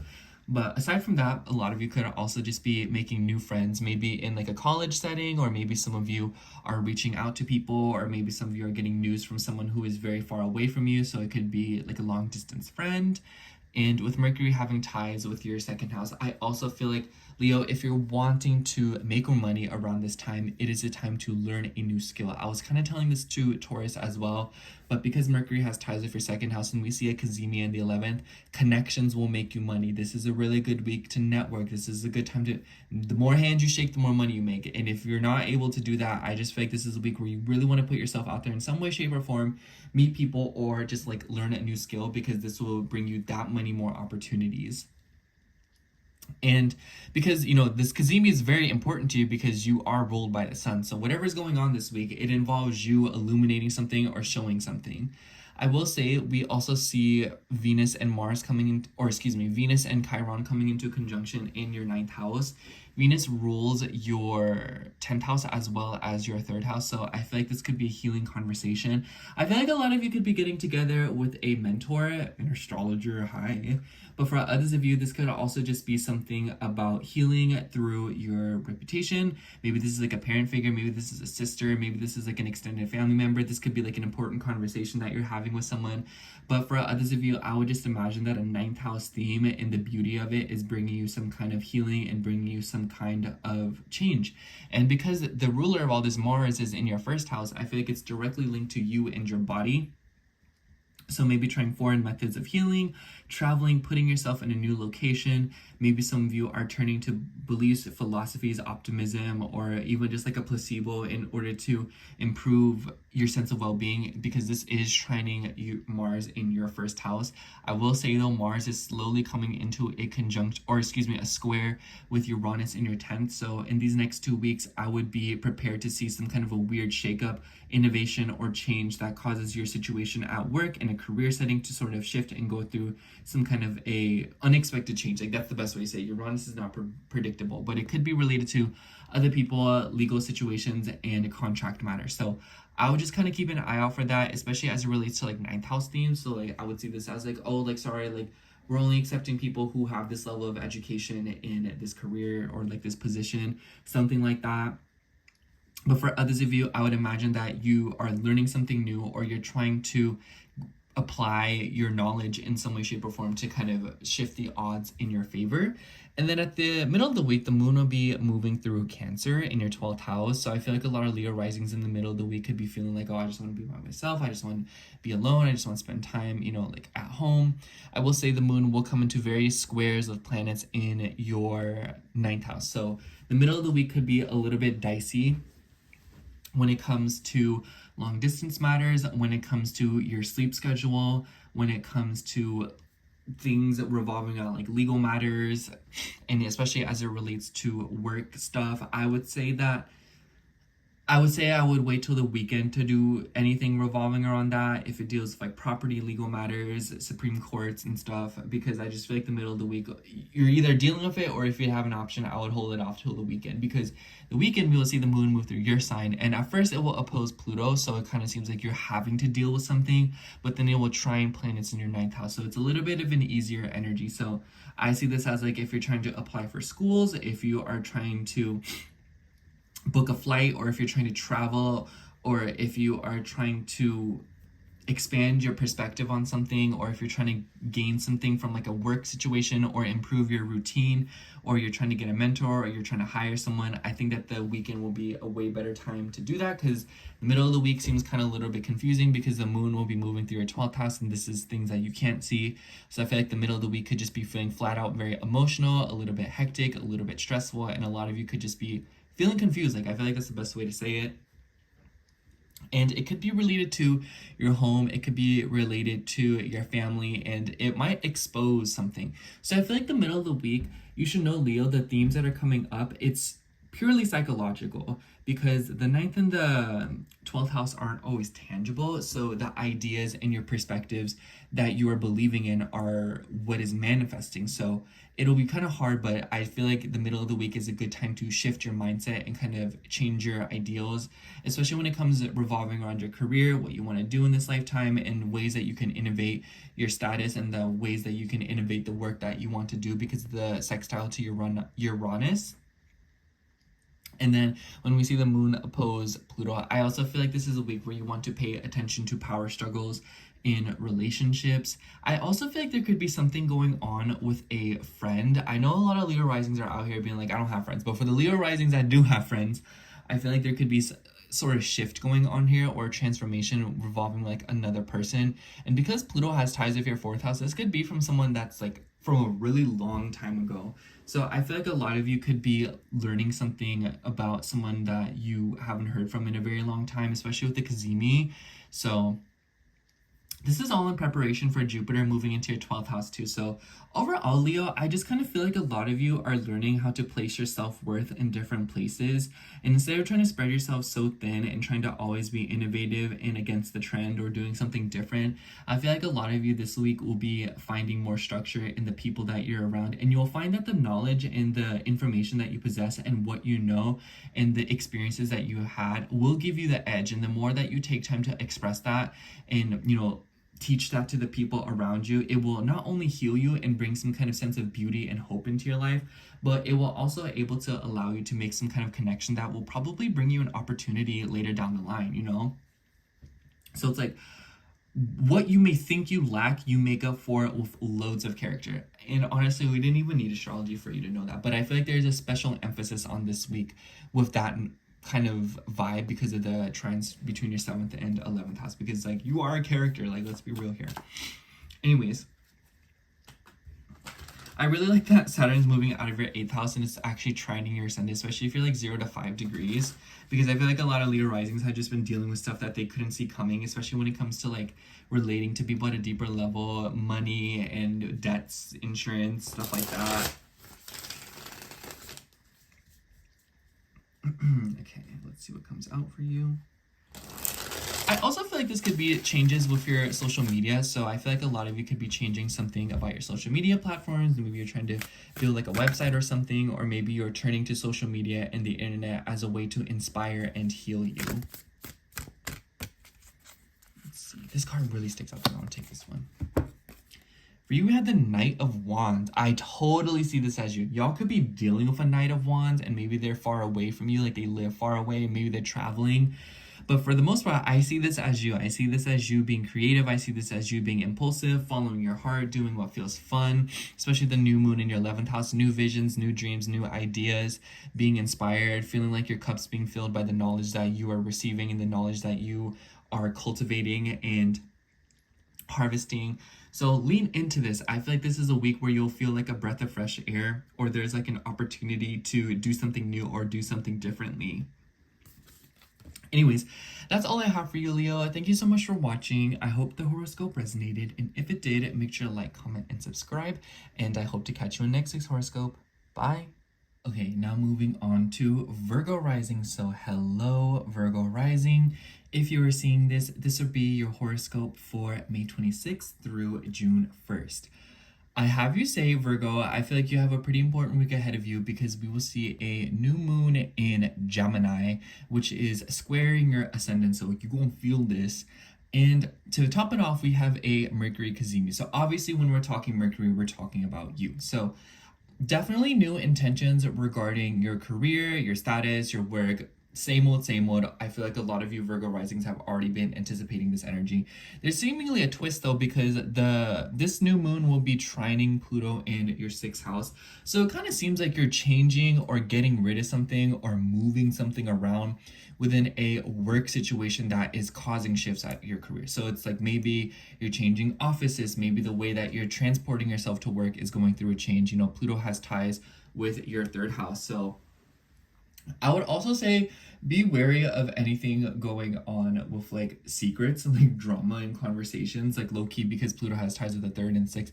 I kind of see this as like work drama. So I would stay away from gossip. I would stay away from like sneaky behavior this week. I would just kind of say, like, keep it at bay, because the Kazemi definitely seems like something will be revealed to you that you were not necessarily aware of, but maybe you kind of sensed it, because the sun has ties with your 12th house. So I feel like something will be revealed to you that you weren't necessarily aware of a while back. So keep that in mind. And I also just kind of feel like this could be something revolving around your day-to-day responsibilities. I kind of see this as like, oh, my new work schedule is going to complicate how I take care of my pets, how I take care of my plants, how I take care of my day-to-day obligations and responsibilities, whatnot. And I almost wonder if this is also related to a car. You're like, dang, y'all, like this new job is really far away. It's starting to take a toll on my car. I don't really know what to do about that. So aside from that, I also feel like this could be something about your health. So maybe your health and your well-being is starting to, or your health habits are starting to interfere with your work. So I see this as like you're pushing yourself too hard, you're doing too much, and then your body's like, girl, like I can't do this, I can't keep up with this rigorous schedule. So I would imagine that a lot of Virgo risings are kind of moving around something in their routines to kind of better compensate the schedules that you are picking up right now. If that not be the case, I also just feel like this new moon, it's a new moon, so it's a new beginning. So I feel like it's a great time to recognize what is not helping you and what is limiting you when it comes to maximizing how much you're able to get done in 24 hours. And I feel like upon recognizing that, you'll be able to set new intentions to live a little bit more of a busy life, or a life that is a little bit more fulfilling for you. And on the flip end of that, I also feel like this is one of those weeks where new intentions for jobs and your career are going to be set, especially because Jupiter will start to move through your 11th house in the coming weeks here, through your opportunities and whatnot, and come to a square with Saturn. So it kind of seems like this could be somehow in some way, shape, or form tied to money. So I almost wonder, because this lunation will be trining Saturn and Neptune in your 8th house. So it makes me wonder if there's something going on revolving around money when it comes to your obligations, your creativity. Saturn rules your 5th house. Maybe some of you are on one hand feeling a little bit of burnout. Maybe others of you are feeling especially inspired to post. Maybe some of you are getting, if you are someone who, does social media, or if you are on the internet regularly, maybe this is you changing your relationship with social media to be either a little bit more consistent, or to be less present, because I've been noticing that Virgo risings have been kind of going back and forth of being present on the internet, or their presence in general in the world, 10th house. So I feel like a lot of you right now, your relationship with being perceived is especially heightened, and maybe a lot of you are setting new intentions to either alleviate it, or to change it, or to make it better, or something like that. So this could be like deleting social media. This could be unfriending certain people on social media. Maybe y'all are like, you know what, girl, like I need to stop following my coworkers. They're nothing but drama. So anything revolving around like the internet and how it interacts with your work, something about that could be kind of changed, or something about that could be revised based on how you feel at a deeper level, especially if you've been frustrated. And then we also see Venus and Chiron coming into a conjunction sometime this week, or the beginning of next week's around that threshold. You're going to be feeling it this week too, in your 8th house. So you won't really see it coming because it doesn't aspect to your ascendant. Venus has rulership over your 2nd house as well as your 9th house. So I would definitely imagine that a lot of you are doing some kind of healing when it comes to relating to people at a deeper level, when it comes to philosophies, your beliefs. But I also feel like this could be something going on with your self-worth, your ability to survive, and how you're perceiving your financial situation. I also feel like, because it's the 8th house theme, intimacy with another person, or expressing your more aggressive emotions, could be something that kind of brings you healing. So I would imagine a lot of Virgo risings are going to a rage room this week, or you're just feeling a little bit frustrated, especially because the moon will be moving through Cancer in the middle of the week, and it will come into square with your 8th house. I'm not gonna lie, Virgo, I feel like this could either be healing coming towards you from a friend, but on the other hand, I also feel like this could be potential frustration that you are taking out on a friend. So I would be wary of that.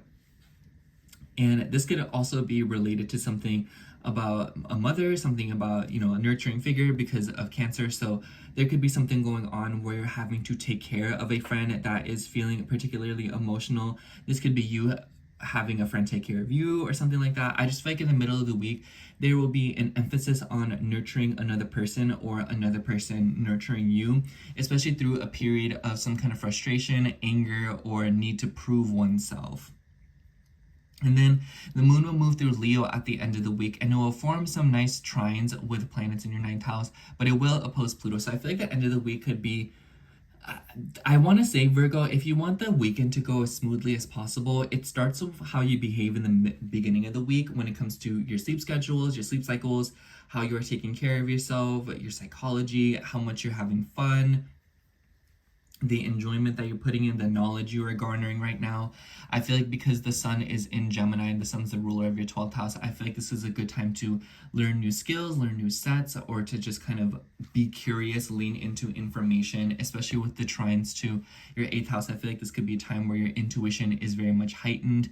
So I feel like the weekend you'll see things coming from a mile away, or maybe y'all could just see, like, it makes me think of like, there's not much going on, but you feel like there's something going on. You know what I'm saying? And I think that's definitely just Mars in the 12th house in general.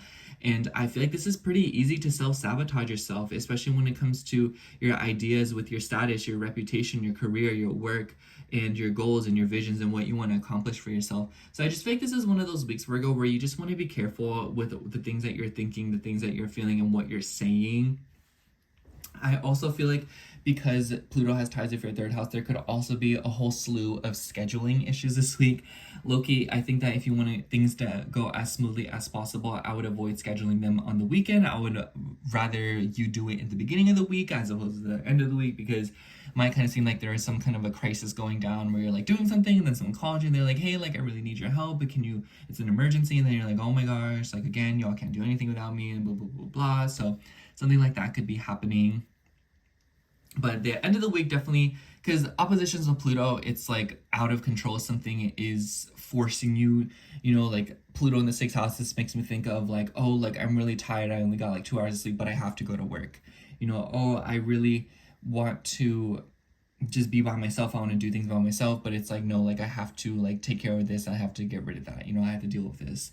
So it could be like, oh, like I just want to sleep in, but my sibling needs me to drive them somewhere. So it's like things like that could be sort of happening where you're wanting to do something and you're wanting to be by yourself or do something alone, but it kind of seems like a routine or a responsibility is forcing you to do it another way.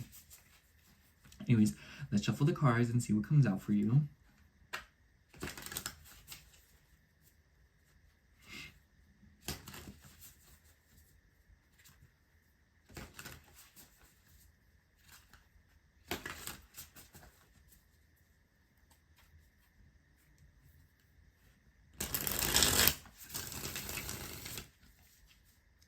But yeah, I feel like this is a good energy for Virgos, because I feel like a lot of y'all have been going back and forth with your career for the past few months now, for the past year, honestly.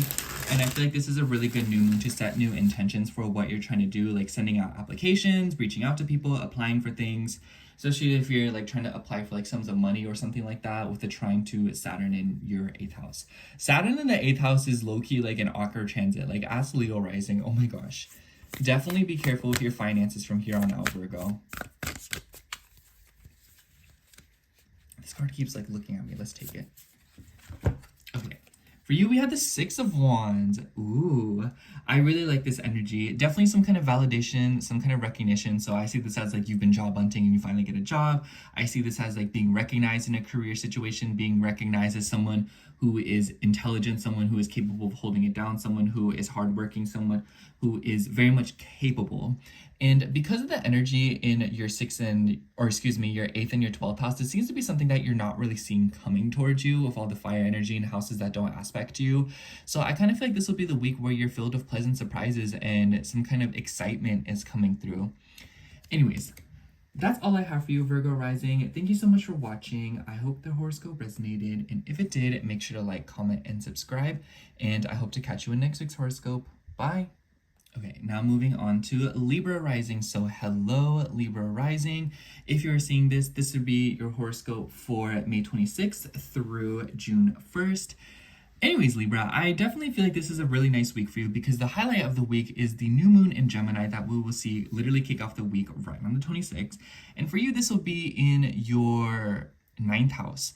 And I particularly like this energy for you the most because it will form a grand air trine in your chart. So if you're between 0 to 5 degrees of Libra, I definitely feel like this will be a very positive week for you, where there is a lot of ideas flowing and a lot of things changing when it comes to your self-expression, how you teach, how you learn, and the ways that you essentially enjoy yourself, and garnering self-worth at least enough for you to have fun, do the things that you want to do, and just that's really it. Because Pluto in the 5th house, I feel like there's something going on with your relationship with pleasure, how you have fun, expressing yourself, and allowing that to flow freely instead of allowing yourself to kind of fall into old habits or holding yourself back.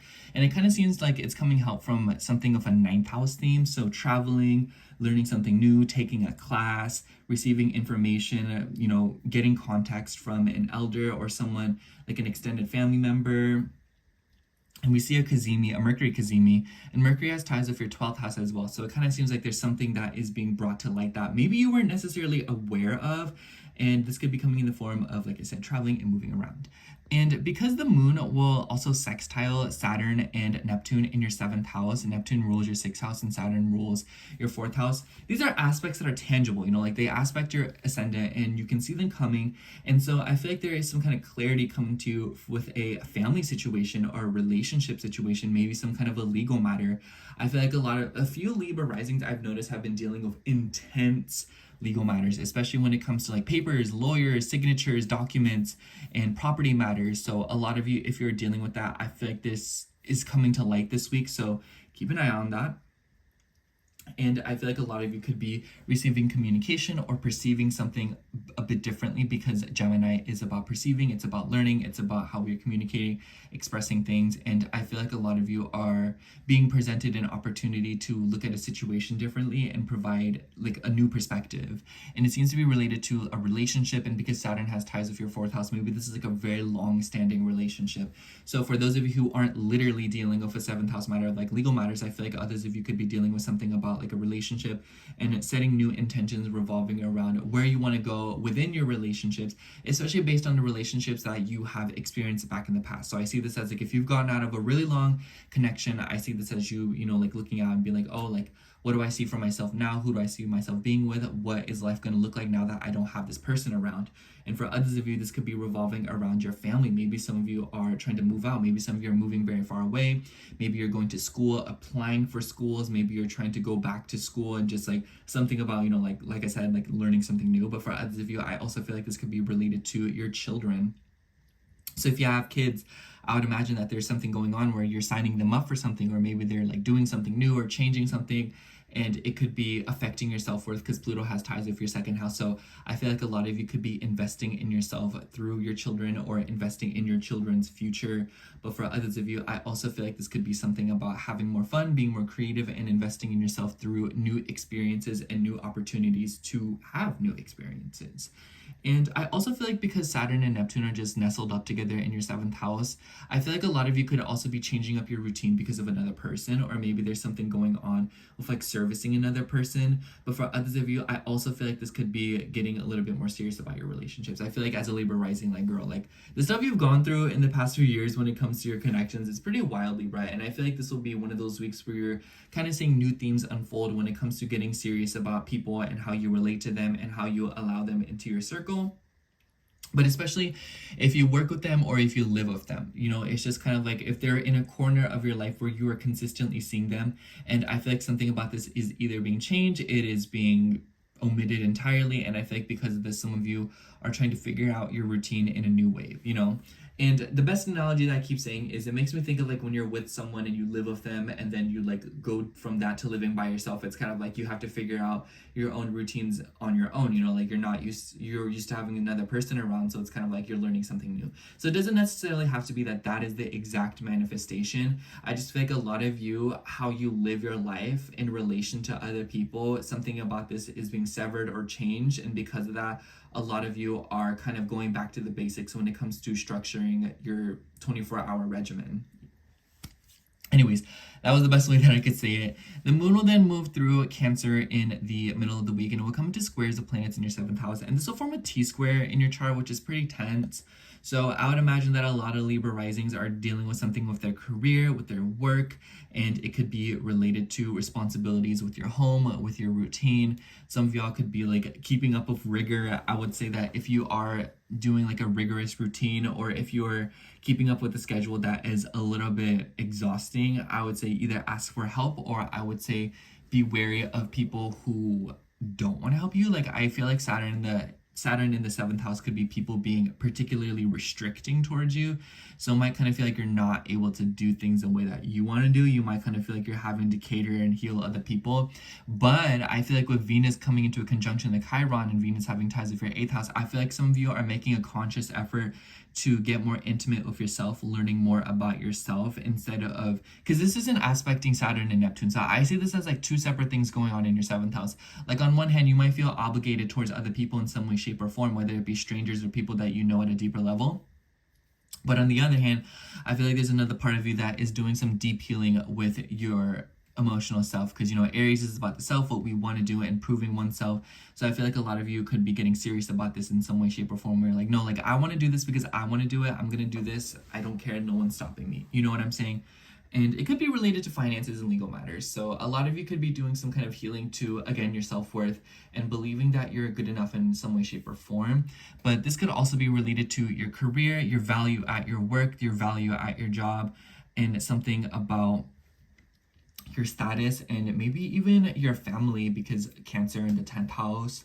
So I feel like this could be some kind of restriction or some kind of a burden coming from like the family name, the family obligations, what your family wants you to be, and maybe this is clashing with your deeper psychological foundation. But overall, I just feel like moon moving through the 10th house, there could be a lot of exposure and something going on where you are getting into a new habit. And then the moon will move through Leo at the end of the week, and it will come into an opposition with Pluto at first. So I feel like the end of the week could present some kind of a power struggle when it comes to groups of people, when it comes to romantic partners, when it comes to friend groups. Other people definitely seem involved in one way, shape, or form, because your 7th house ruler is also in the 11th house. So this makes me think that there's something going on with friends. This doesn't have to necessarily be a bad thing. I could see the end of the week being as like you're having fun, enjoying yourself, going out with friends, doing what you want to do, especially because of all the trines to planets in your 7th house. I just kind of feel like there could be something going on at first of a friend, then you're like, oh my gosh, like no, and then like by the end of it, you kind of have like a pleasant conversation. You're like, you know what, yeah, like I just feel so much better about that, especially because the moon will eventually sextile Jupiter in your 9th house, and Jupiter rules your 3rd house. So meaningful conversations will definitely be arising as the week progresses. And honestly, Libra, I feel like the way that this week comes off, it kind of sounds like it's going to be difficult, or it sounds like it'll be a lot. But truth be told, I feel like this is an opportunity for you to explore yourself from a different perspective and to look at yourself without constantly being influenced by the personalities around you. And so I feel like the more uncomfortable you are, it just shows that there is a lot more work that you're able to do on yourself in order to be the best possible version of you. And on one hand, maybe this is kind of like a sham because of all that's happened in the past few years. But I also feel like on the other hand, it's an opportunity for you to get real and more intimate with yourself instead of constantly being obligated towards the people around you, especially those that don't necessarily have your best intentions or you and their best intentions, you know what I'm saying? So I feel like this is the week because everything is sort of, facing your ascendant and actually aspecting you. I feel like this will be a week where there will be opportunities to see things coming, to prepare, to change, and to do things a little bit differently and appropriately react. Whereas things going on in your 6th house is just kind of like random burdens and responsibilities that you didn't really see coming towards you, and you didn't have control over it. I feel like I talked so fast in your reading. This one's sticking out. Let's take this one. Ooh, yeah, for you, we have the King of Wands.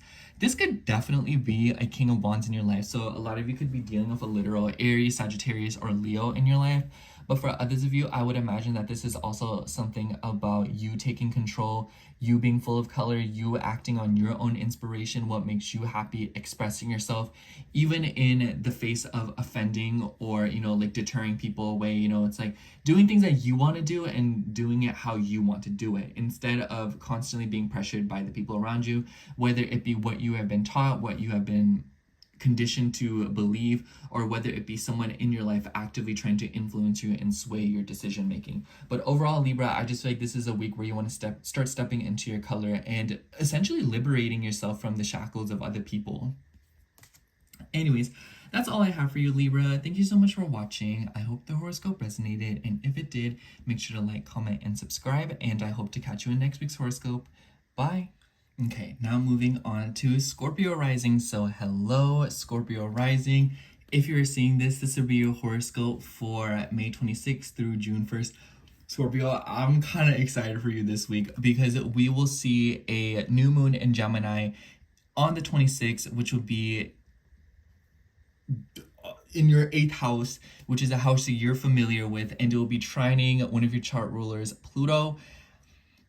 I really like this energy for you, Scorpio. We also see a Mercury Cazimi in the 8th house.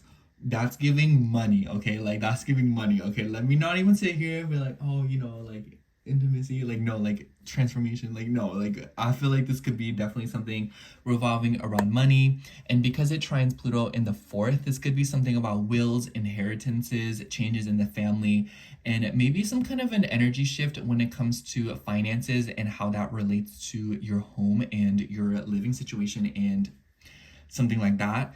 And because the 8th house is, you know, like shared resources, I would imagine like maybe this is something about receiving money from a family member, or maybe this is like something of a spouse and you're putting money together for a down payment.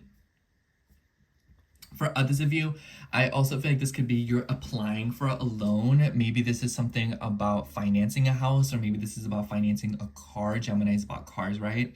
So overall, what I'm trying to say here is that this new moon is a really good time to set new intentions. If you're trying to borrow money, or if you are trying to pay off a debt, or if you are trying to pay something off, or if you're trying to like gain money from something, especially if you're dealing with things like refunds, like I said, inheritances and stuff like that. Like, this is a really good time to set those intentions or kind of deal with something, especially if it deals with your health, because the moon will be sextiling Saturn and Neptune in your 6th house. So I see this as like dealing with like vet bills for your animals, something about taking care of like a hospital bill. Maybe there's like a family member that's being hospitalized. Maybe it's like a sibling. Maybe this is like a consultation that you dealt with, and like this has just been charged on your credit card and you've been meaning to pay it off. Like, this is a really good time to deal with that. For others of you, this could even be related to your fertility, because the 8th and 6th house, that literally makes me think of like your ability to have children. And because Saturn is moving out of your 5th house, I feel like there is less responsibility, less burden revolving around your reproductive organs and having kids. I could also see this as like y'all being like, no, I'm too busy, you know, like F them children, I'm not doing that. So whatever side of the boat you're on, Scorpio, I just kind of feel like a lot of you are reaching a conclusion, and it is allowing you to start a new beginning in some way, shape, or form. Mercury also has ties with your 11th house, so I also feel like this is an opportunity to get a conversation going and get to know a friend at a deeper level, or to dedicate yourself to a cause a little bit more deeply, you know, like a dream, a vision that you have, a goal. And because of the sun's relations to the 10th house, I feel like this could also be related to your work, your career. Maybe some of you are upping your rates up if you own a business or something. But for others of you, I would also imagine that this is something going on with things revolving around your parents, especially the father, because the 10th house can deal with that. And then Jupiter, the moon will join up with Jupiter, and then I just kind of feel like there's an increase or some kind of noticeable fluctuation or positive energy coming through with your money. And it might be also healing with another person, because when the moon is conjunct Jupiter, it will come into a sextile with Venus and Chiron in your 6th house, and Venus rules your 7th house and your 12th house. And Venus and Chiron are together in your 6th house. So I kind of feel like acts of services, there could be a woman that is assisting you with something, that is healing you and helping you. And she's like, oh, like, don't even worry about it. Like, I'll just take care of it for you. Like, I'll take care of your dog. I'll do this for you. Like, you don't need to worry so much. But for others of you, this could be a woman in your life that is also going through healing herself. So like maybe you're having to take care of a woman. Maybe you're having to, you know, pay the expenses or deal with a financial situation of someone that you really care about, or just someone just around you. I also feel like this could be something revolving around like your own health. I noticed some Scorpio placements just like went through a frenzy in the past week when it came to their health, with their well-being. So this will be a week where you're focusing on that, taking care of yourself. So take it easy, Scorpio. Don't push yourself so hard at at the gym. Don't push yourself when it comes to physical activity, anything laborious. This is the kind of week where you want to take things a little bit easy and lean into other people assisting you. Otherwise, you will have no choice but to ask people for help when you go through an injury. I read a comment like, I know you take things too far sometimes, and yeah, you're all scratching your head right now. You're like, no, just stop arguing with me. This is a pre-recorded video. We're not doing this. Anyways, because Venus also has ties with your 12th house, I also feel like this could be healing your psychological realm or your subconscious realm through sleep, through resting, or through the activities that you do on a day-to-day basis. So it might be the things that you're doing onto your physical body is also helping your subconscious and your deeper emotional fabric. In the middle of the week, we will see the moon move through Cancer, which is a nice energy for you because it will be trining your ascendant. The awkward part is that it will come into squares with planets in your 6th house. So I feel like once again, at the middle of the week, there could be snags going on in your schedule with like long distance matters. Some of you could be driving great distances. You could be having to commute for work, or maybe there is something going on about a work situation and how it relates to school, whether it be that you go to work and you also go to school. But for others of you, it might be that there is some kind of a responsibility of having to learn something new in order to be more qualified for a job, especially because the moon will be squaring Saturn and Neptune in your 6th house, and Saturn rules your 3rd house. So your 3rd and your 9th house, or the 9th house, will be activated and interacting with the 3rd house ruler from the 6th house. So I see this as like having to learn something new or learning something new in order to improve the day-to-day life. You know how like doctors, when they get a job, they still have to go back to school consistently in order to learn new things for their job and whatnot. I feel like that's kind of the vibe for you, where it's kind of like you're having to re-educate yourself on something, or you are learning something new in order to improve something about your work or to be more qualified for something. But for others of you, this could also just be Googling on WebMD, like, oh, like how does sugar affect my hormone and stuff like that. So whatever the case might be, knowledge and information will be the thing that kind of brings you healing in the middle of the week, or it will be something that you are trying to expand upon when it comes to your day-to-day life. I also think that the square to Venus in the 6th house, there could be something going on with like a scheduling thing. Like I almost wonder if like the coworkers like, hey y'all, like I'm not feeling well, I'm having to go to a doctor and I'm having like travel for it, can someone cover my shift? Something like that could be going on. So I would definitely look out for anything that's going on like that. So it kind of seems like everything boils back down to your 6th house, because the 6th house ruler is also in the 10th house. So there's like a major emphasis on your career and your public eye image right now, Scorpio. Even if you're not working or if you're not out there right now, I feel like there is like a plan or something to put yourself out there more, or it's just kind of like you might notice that people are gravitating towards you, whether it be for the right or wrong reasons. And I feel like even like outside of these transits, like that's a given, but I just feel like there's like an emphasis on that this week.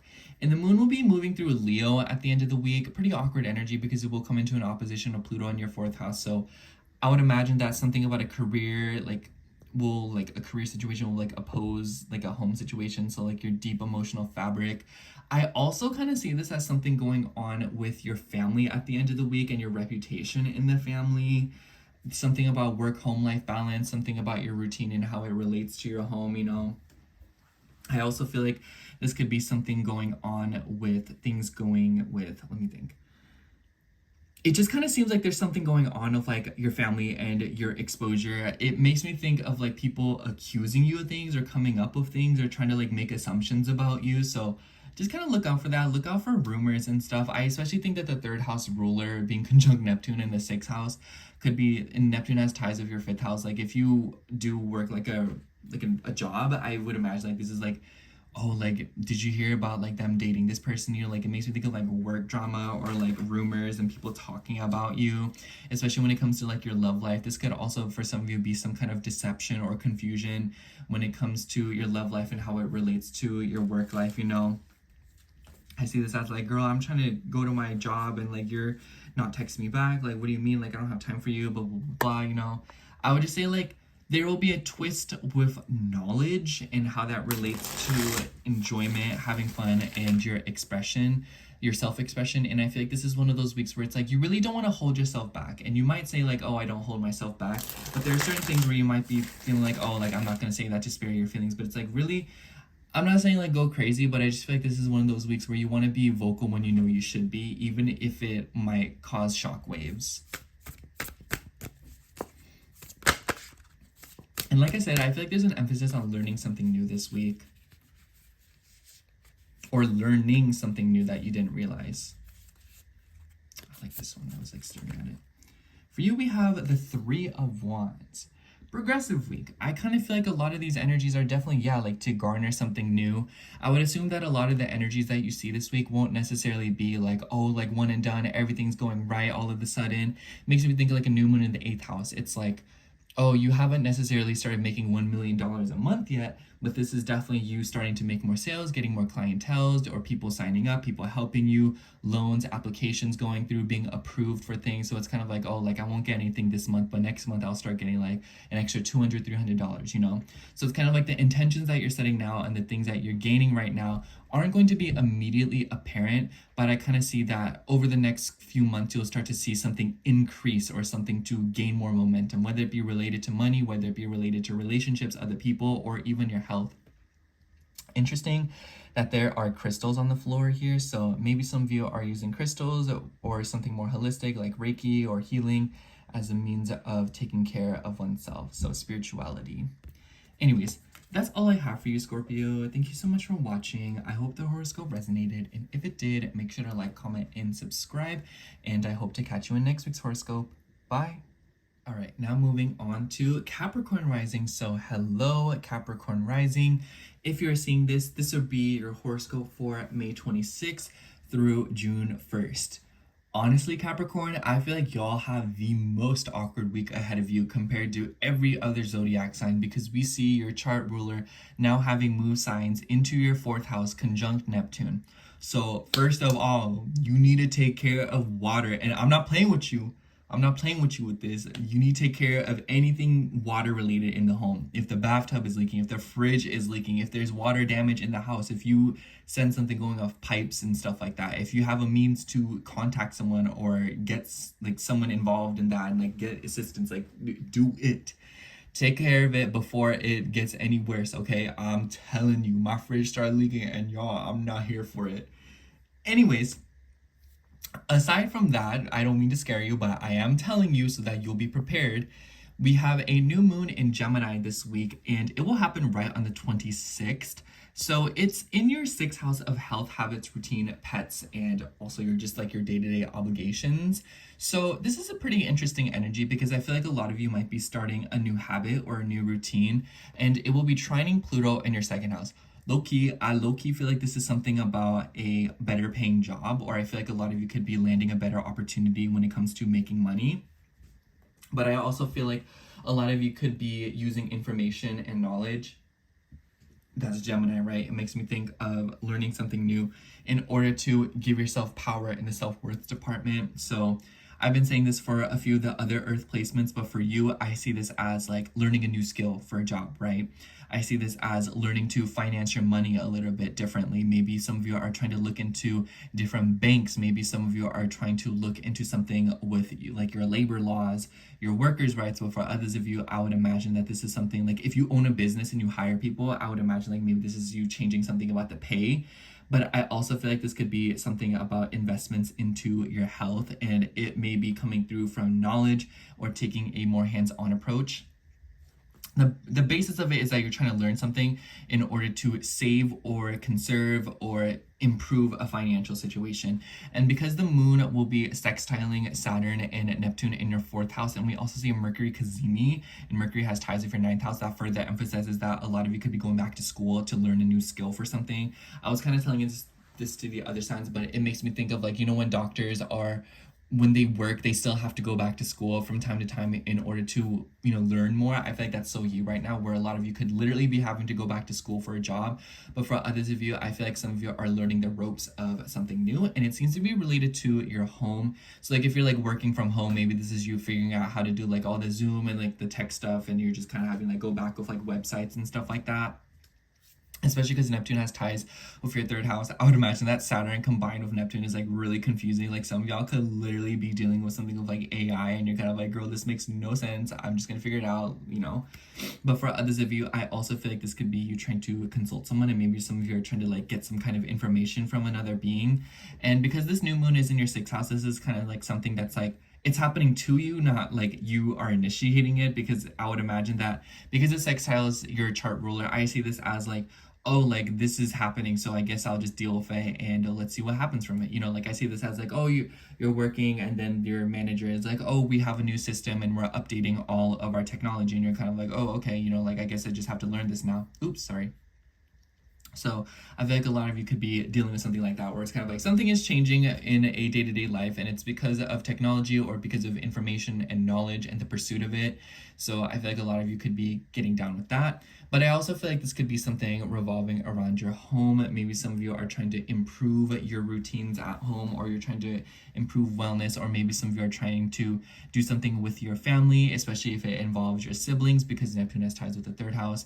Some of you could literally be moving. Some of you could be getting very serious about a living situation, or noticing something going on with like deeper family stuff. I also think that because this ruler of this Mars is in your 8th house, some of you could be dealing with something about financial situations. But for others of you, I also feel like this could be something about your self-worth, especially if you're overthinking or if you're nervous about something. And maybe some of you are feeling a little bit frustrated, impatient, or irritable, or maybe some of you are just feeling like restricted in some way when it comes to your independence and your identity. And maybe this is like you having to like confront something at a deeper level. Like Saturn conjunct Neptune in the 4th house makes me think like, man, I really want to just live on my own, but I'm having to live with mom and dad to take care of them because they just like don't know how to take care of themselves and stuff like that, So it's kind of like you're having to deal with something at the home front, and it's probably like frustrating you or irritating you. Like I almost wonder if this is like, oh, like I want to live by myself, but my sibling doesn't know how to do anything, so they're just gonna have to like, they're like depending on me and I don't really know what to do. And it could be a sister, it could be a woman, since Venus is conjunct Chiron in your 4th house. So like maybe this is like, man, I want to like go on my own routine, do my own thing, but I can't because I have to take care of grandma because she injured herself. Or this could be something even about like a romantic partner, like Venus rules your 5th house as well as your 10th house. So like maybe this is something going on about like a work situation. Maybe this is something about your dating life, like maybe you're like, man, I want to date, I want to have fun, do the things that I want to do, but I'm not able to because of a family situation. Or it could be that some of you are breaking norms and deeper psychological things that you've learned, So it's like maybe some of you are breaking old patterns or trying something new when it comes to familial patterns. Like it makes me think of like your family's like, oh, like you're not allowed to date or like do anything until you get married, and then you're just kind of like, no, like I'm breaking out of that, I'm doing whatever I want to do. And I feel like this is bringing you some kind of healing to your deeper emotional foundation to be independent and do things on your own. So I feel like essentially, Capricorn, what I'm trying to say here is that a lot of you are probably trying to think for yourself starting this week and doing things for yourself, and not that you didn't do that before, but it's like you're doing so in a way where you're not constantly having to reprogram or kind of change things up because of the people that you're around or because of what you are familiar with at like a deeper, more emotional level. And I feel like a lot of you are like, you know what, like I want to do what I want to do. And maybe some of you are a little bit confused on how you can go about that, do that, accomplish that. And this is one of those weeks where it's like, okay, like let me like try something new, and it may be related to your schedule and your work routine. And it could be that some of you are working out, maybe some of you are swimming, maybe some of you are like doing things with water, surfing, whatever. And then the moon will move through Cancer in the middle of the week. So I definitely feel like a lot of you could be receiving assistance from another person, but I will say it will come into squares of planets in your 4th house. So I think the middle of the week could definitely present more things going on with like legal matters within the home. Middle of the week is not a good time to be signing things. I would not do that, especially if it's like a lease, if it's like a renter thing, something about mortgages. I would not do that in the middle of the week. I would think that it's better to do it at the beginning of the week, like on the 26th, 27th, versus like the 28th, 29th. And then the moon will move through Leo at the end of the week, and it will come into an opposition with Pluto, but then it will trine planets in your 4th house, which is also not a bad time to apply for stuff, especially if you're trying to get a loan or if you're trying to get a sum of money from something in order to assist your family or to assist something about like a home or living situation. I also feel like deep transformation and healing and feeling independent will be found in doing routines. Like I see this as like, when you like first turn like 18, you're like, y'all, like I just made a meal, washed the dishes, and then ate the meal, and then washed those dishes, and then put everything up, and I bought everything. Like I feel grown. So I feel like a lot of you could be finding independence in the day-to-day life and the mundane and doing things sort of on your own without constantly being pressured by the people around you. Like finding your own rituals and your habits in your alone time will definitely bring you some kind of healing and a sense of freedom. Anyways, let us shuffle the cards and see what's going on. I also feel like that end of the week could be presenting kind of like frustrations with your family because of Mars being involved there. And I feel like some of you could just like be trying to take action in that sense. So take care, especially if it involves like money and your self-worth. Be careful where you are placing your self-worth, or, you know, being good enough outside of people depending on you. All right, let's see what comes out for you.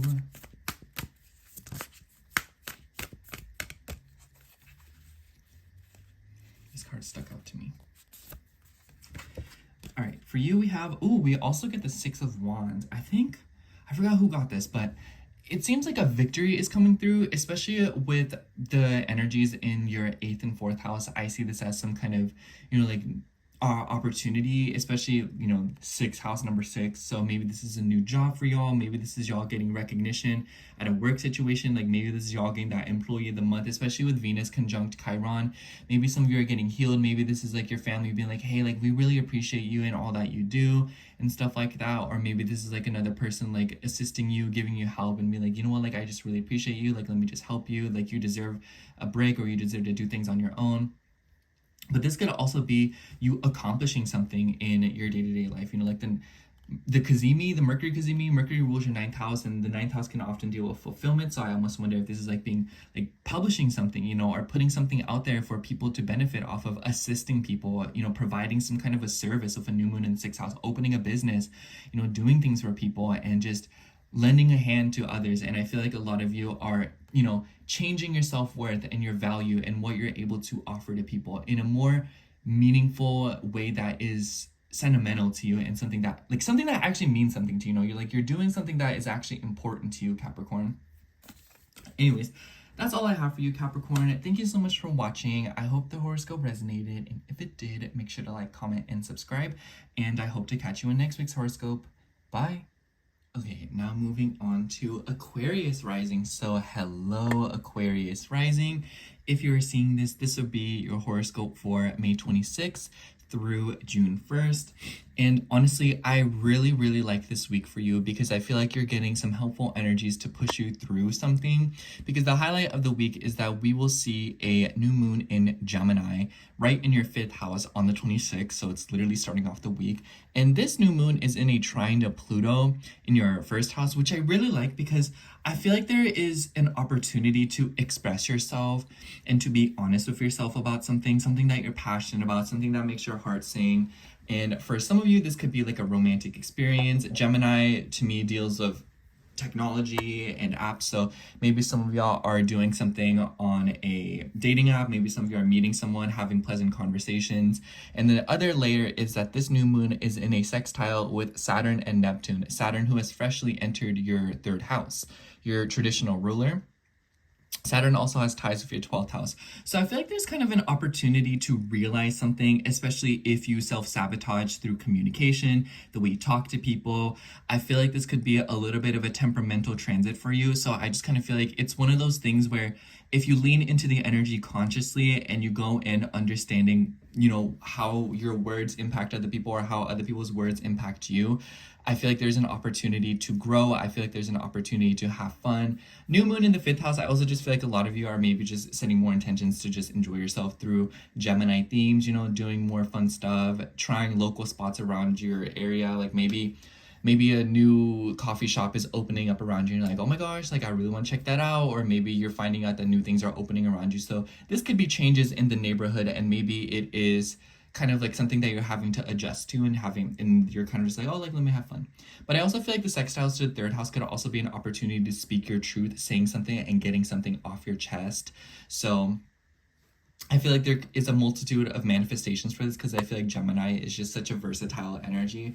But one thing is for sure is that I feel like a lot of you are doing a lot of thinking this week, and a lot of you are diving deep into something when it comes to your thought process and how you perceive things and the way things interact with your body. I think that Pluto in the 1st house can cause you to hold back on what you want to say or doing certain things, or maybe there could be, you know, things that you're kind of going backwards on. So especially because Pluto is retrograde, so I feel like a lot of you could be kind of like taking a few steps back on something when it comes to your persona, your identity, and how you see yourself. And it seems to be related to like a 5th house theme, where you're getting helped along by a 5th house team. So maybe like a romantic pursuit, or maybe it's your children, maybe new beginnings with your kids. It could be related to education, putting them in school because of the associations with the third house. Others of you could be having revelations from your childhood because the third house can represent like early beginnings. So a lot of you could be doing a lot of deep psychological work, but for others of you, I would imagine that this is just kind of like putting in more time in the schedule to have fun and enjoy yourself and doing the things that make you happy, basically. And we also see a Mercury cazimi at the same time, and Mercury rules your 8th house. So it's kind of like, I feel like on surface level, this week might seem very straightforward and, very unassuming even, but I feel like it's more so about the depth behind it. It isn't necessarily about the art itself, but it's about the process that paints the picture. You know what I'm saying? When you see like really simple paintings, you're like, girl, I could do that. But it's not so much about the painting and how it looks, but it's more so about the process that was creating it and what inspired it. So I feel like, it's all about interpretations. It's all about thinking outside of the box. And you as an Aquarius rising are not unfamiliar, and you don't struggle with doing that. But maybe with Pluto in your first house, there is a fear to think outside the box or think the way that you want to.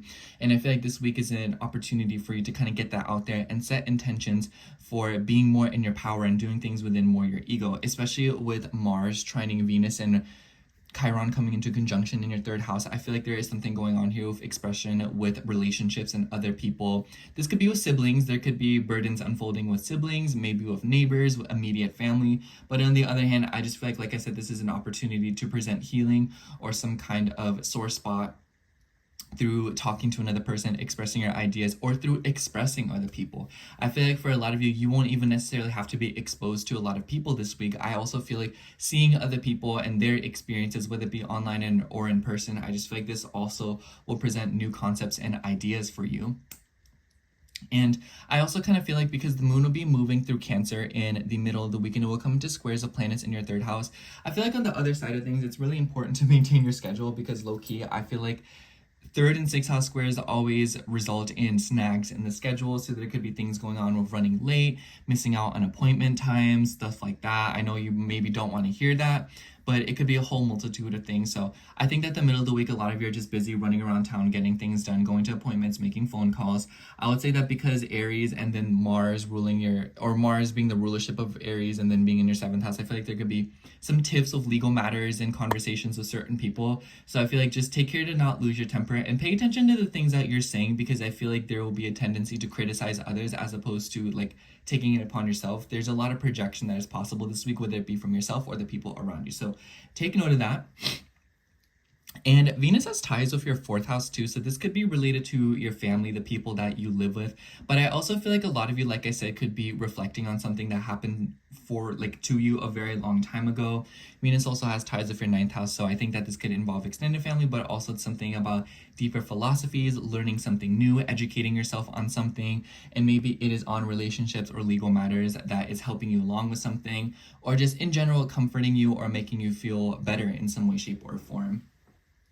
And especially because of the cazimi, the sun rules your 7th house, so I feel like you could be receiving deep communication from another person. For others of you, you could be receiving some kind of sum of money from something. So if you apply to something, I low-key feel like a new moon in the 5th house is like, you know what, I want to have more fun, and then you get a refund back of some sorts because of Mercury's ties with your 8th house. So if you apply for like a loan, if you've been trying to buy a car, or if you've been trying to finance something for your children, or finance something for your home, your renovations and stuff like that. It's just like, basically my point is that if there is something in your life to where you're kind of having to do paperwork, or you're kind of having to work out the nooks and crannies in order to deal with a large sum of money, I feel like something about that could be sort of sorted out this week, at least for the better, and you should get some kind of news about that. I feel like a new moon in the 5th house could also suggest something about intentions revolving around having children. Honestly, a new moon in the 5th house is pretty good energy for that, but because Gemini is an air sign, it's a little bit dry, so maybe not like the best time to try for children.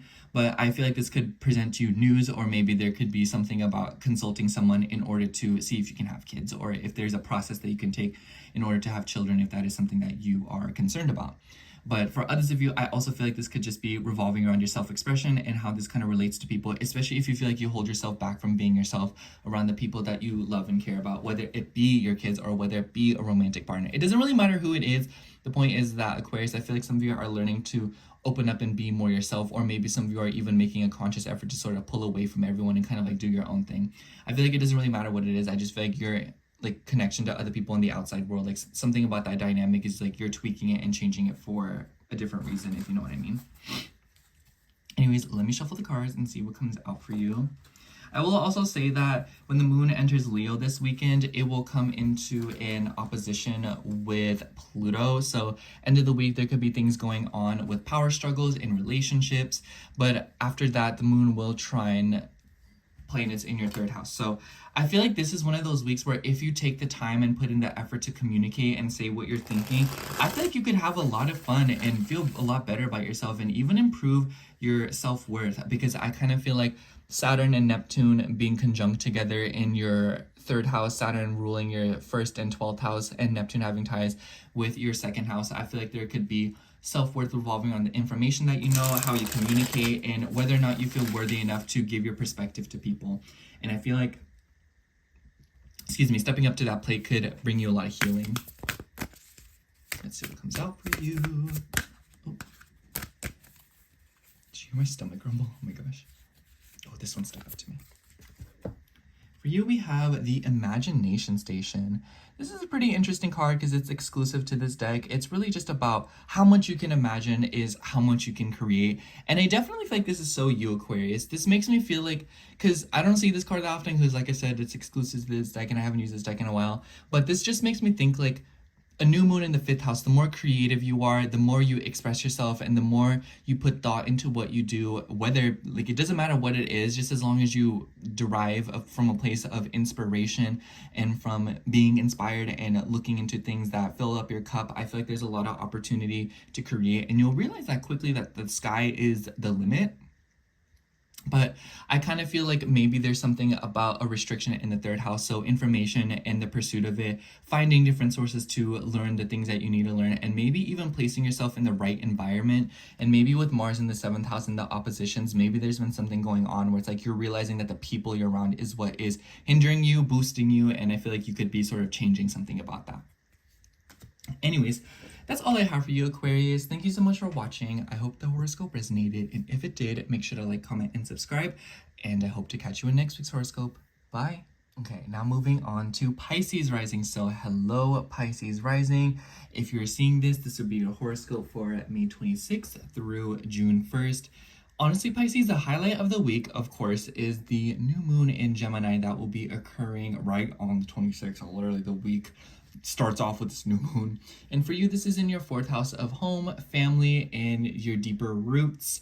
And I feel like for a lot of you, this can manifest in 2 distinct ways. One hand, it could be that you are signing something, because we see a Mercury Cazimi at the same time, and Mercury rules your 7th house of legal matters and relationships. It could be shaking hands with someone. It could be that this is you signing a lease. Maybe you're moving homes, new beginnings in the home. There could be something going on with family, with siblings, and conversations that you're having. It seems like you're learning something new. And this is also sextiling Saturn and Neptune, who is tangled up in your 2nd house now. Saturn has ties with your 11th house, and Neptune is your traditional ruler. So I feel like a lot of you are maybe getting serious about something about your self-worth and your finances. So the self-worth part, it's more of like the other things, so I'll get into that in a second. But in terms of finances, I feel like there is definitely something that you're investing money into or you're getting serious about. And it seems to be related to a home situation. So I feel like a lot of you could be applying for money on something. Maybe some of you are putting money down for a down payment of some sort. I would imagine that it could be revolving around your home. This could be as simple as maybe you're investing into your home, like maybe you're furnishing it, maybe you're putting decor in, maybe you're knocking down something and putting in new stuff because of the trines to Pluto. Pluto can represent endings and changes. So I would imagine that a lot of you are maybe just changing something about the bedroom and investing in new pieces of furniture. For others of you, this seems a little bit more psychological. It seems more emotional because of all the nudges towards your 12th house as well as your 2nd house. So it kind of seems like this could be something about your self-worth. I wouldn't be surprised if a lot of Pisces risings around this time are reflecting. And I feel like reflecting is definitely the way that you're going to be able to get through this time period. I think that there is something going on here when it comes to experiences that you've had in the past. And I feel like looking back towards that time period, whatever it may be. I feel like you are starting to see something this week where you realize that you are a lot more capable than you think, especially now that Saturn is out of your first house. I feel like a lot of you are kind of getting a breather until September, and it seems like you are just kind of seeing something. I feel like realization is kind of the best way to say it, and I feel like you're putting that into action in your home, your family, because I noticed a lot of Pisces risings were going through some kind of confusion with like a family matter or something about a living situation, and it definitely seems like this week you were finally sorting that out, or at least starting some kind of a new intention to organize this sector of your life, especially because the moon will also come into a conjunction with Jupiter, your traditional ruler, your other ruler.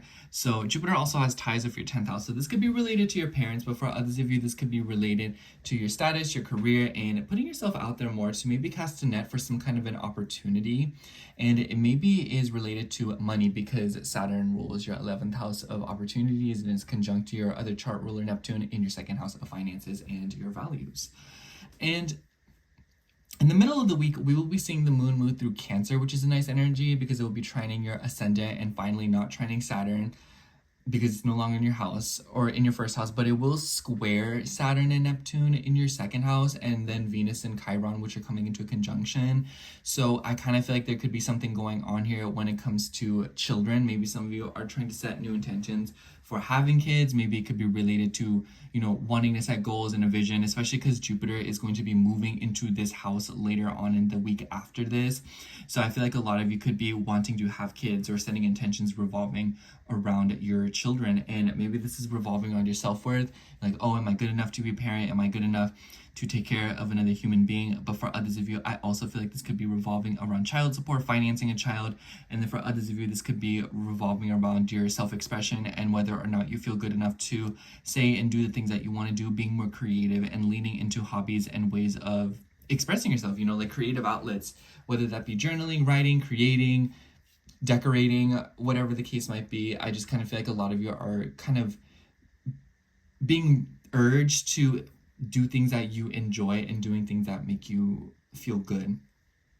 But I will say that this will be emphasizing your finances, so be sure to not take it too crazy with the finances. I feel like 2nd and 5th house squares could be like a bad time for gambling, taking financial risks, investing large portions of money out of nowhere, shopping sprees and stuff like that. Hold yourself back as much as you possibly can with that, because I kind of like this could be like low-key like restricting you or holding you back in some way, shape, or form. So I feel like your self-worth will definitely be reflecting within your finances for the next few months here until Saturn goes back into your first house. But know that in the next few years, I think that Saturn in your 2nd house will teach you that what you feel about yourself will be what you're getting in terms of pay and money.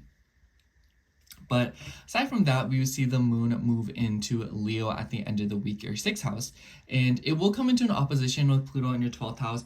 Pisces, I have you say, if there are things that you know you need to do or things that you've been putting off, the beginning of the week is a great time to do that. The first chunk of this week, you want to make sure you take care of anything regarding your responsibilities, stuff that you need to do, because it might kind of seem like things might compile and stress you out later on in the week.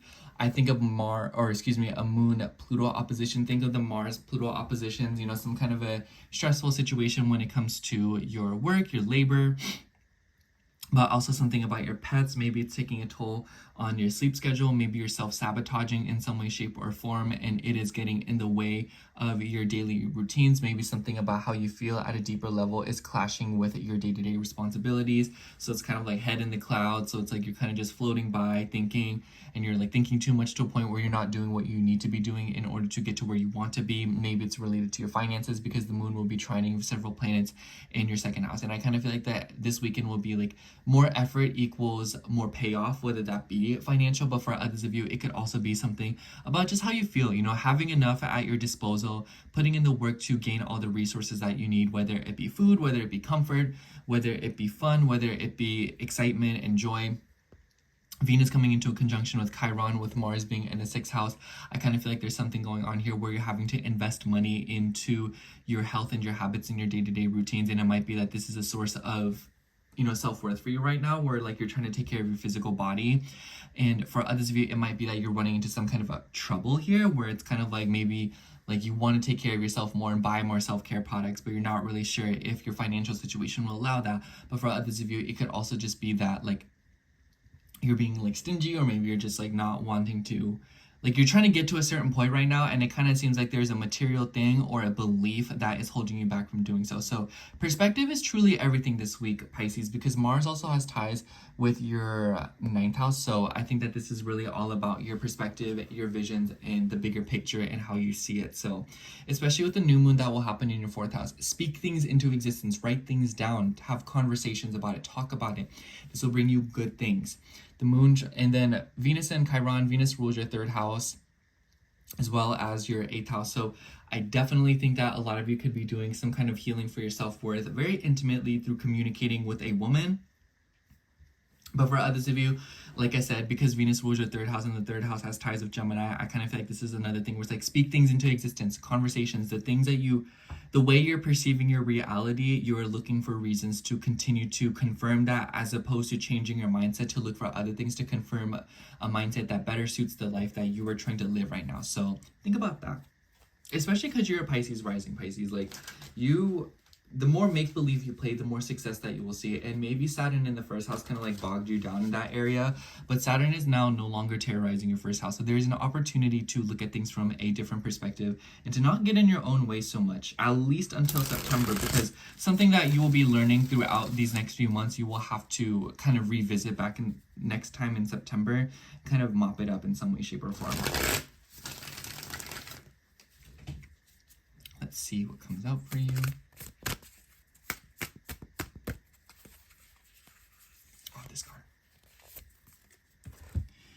For you, we have the Fool. Yeah, I definitely think that new moon right after Saturn leaving your first house definitely calls for some new energy and some new adventure. Maybe this is you moving somewhere new, being like, oh my gosh, I've never lived here before. You know, this is like new territory, like trying something new. For others of you, you could just be rearranging in your room and you're like, oh my gosh, I've never had the bed next to like the window. Like, this is so crazy. Like, this is so nice for me.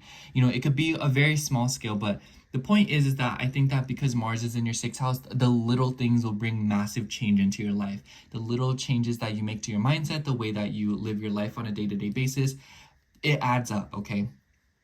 But I definitely feel like the new moon is calling for some new energy, conversations, learning something new, garnering information, investing in oneself through learning something new and taking that action, and realizing that knowledge is very important right now. The more you know, the more possibilities open up, basically. Anyways, that's all I have for you, Pisces. Thank you so much for watching. I hope the horoscope resonated, and if it did, make sure to like, comment, and subscribe. And I hope to catch you in next week's horoscope. Bye.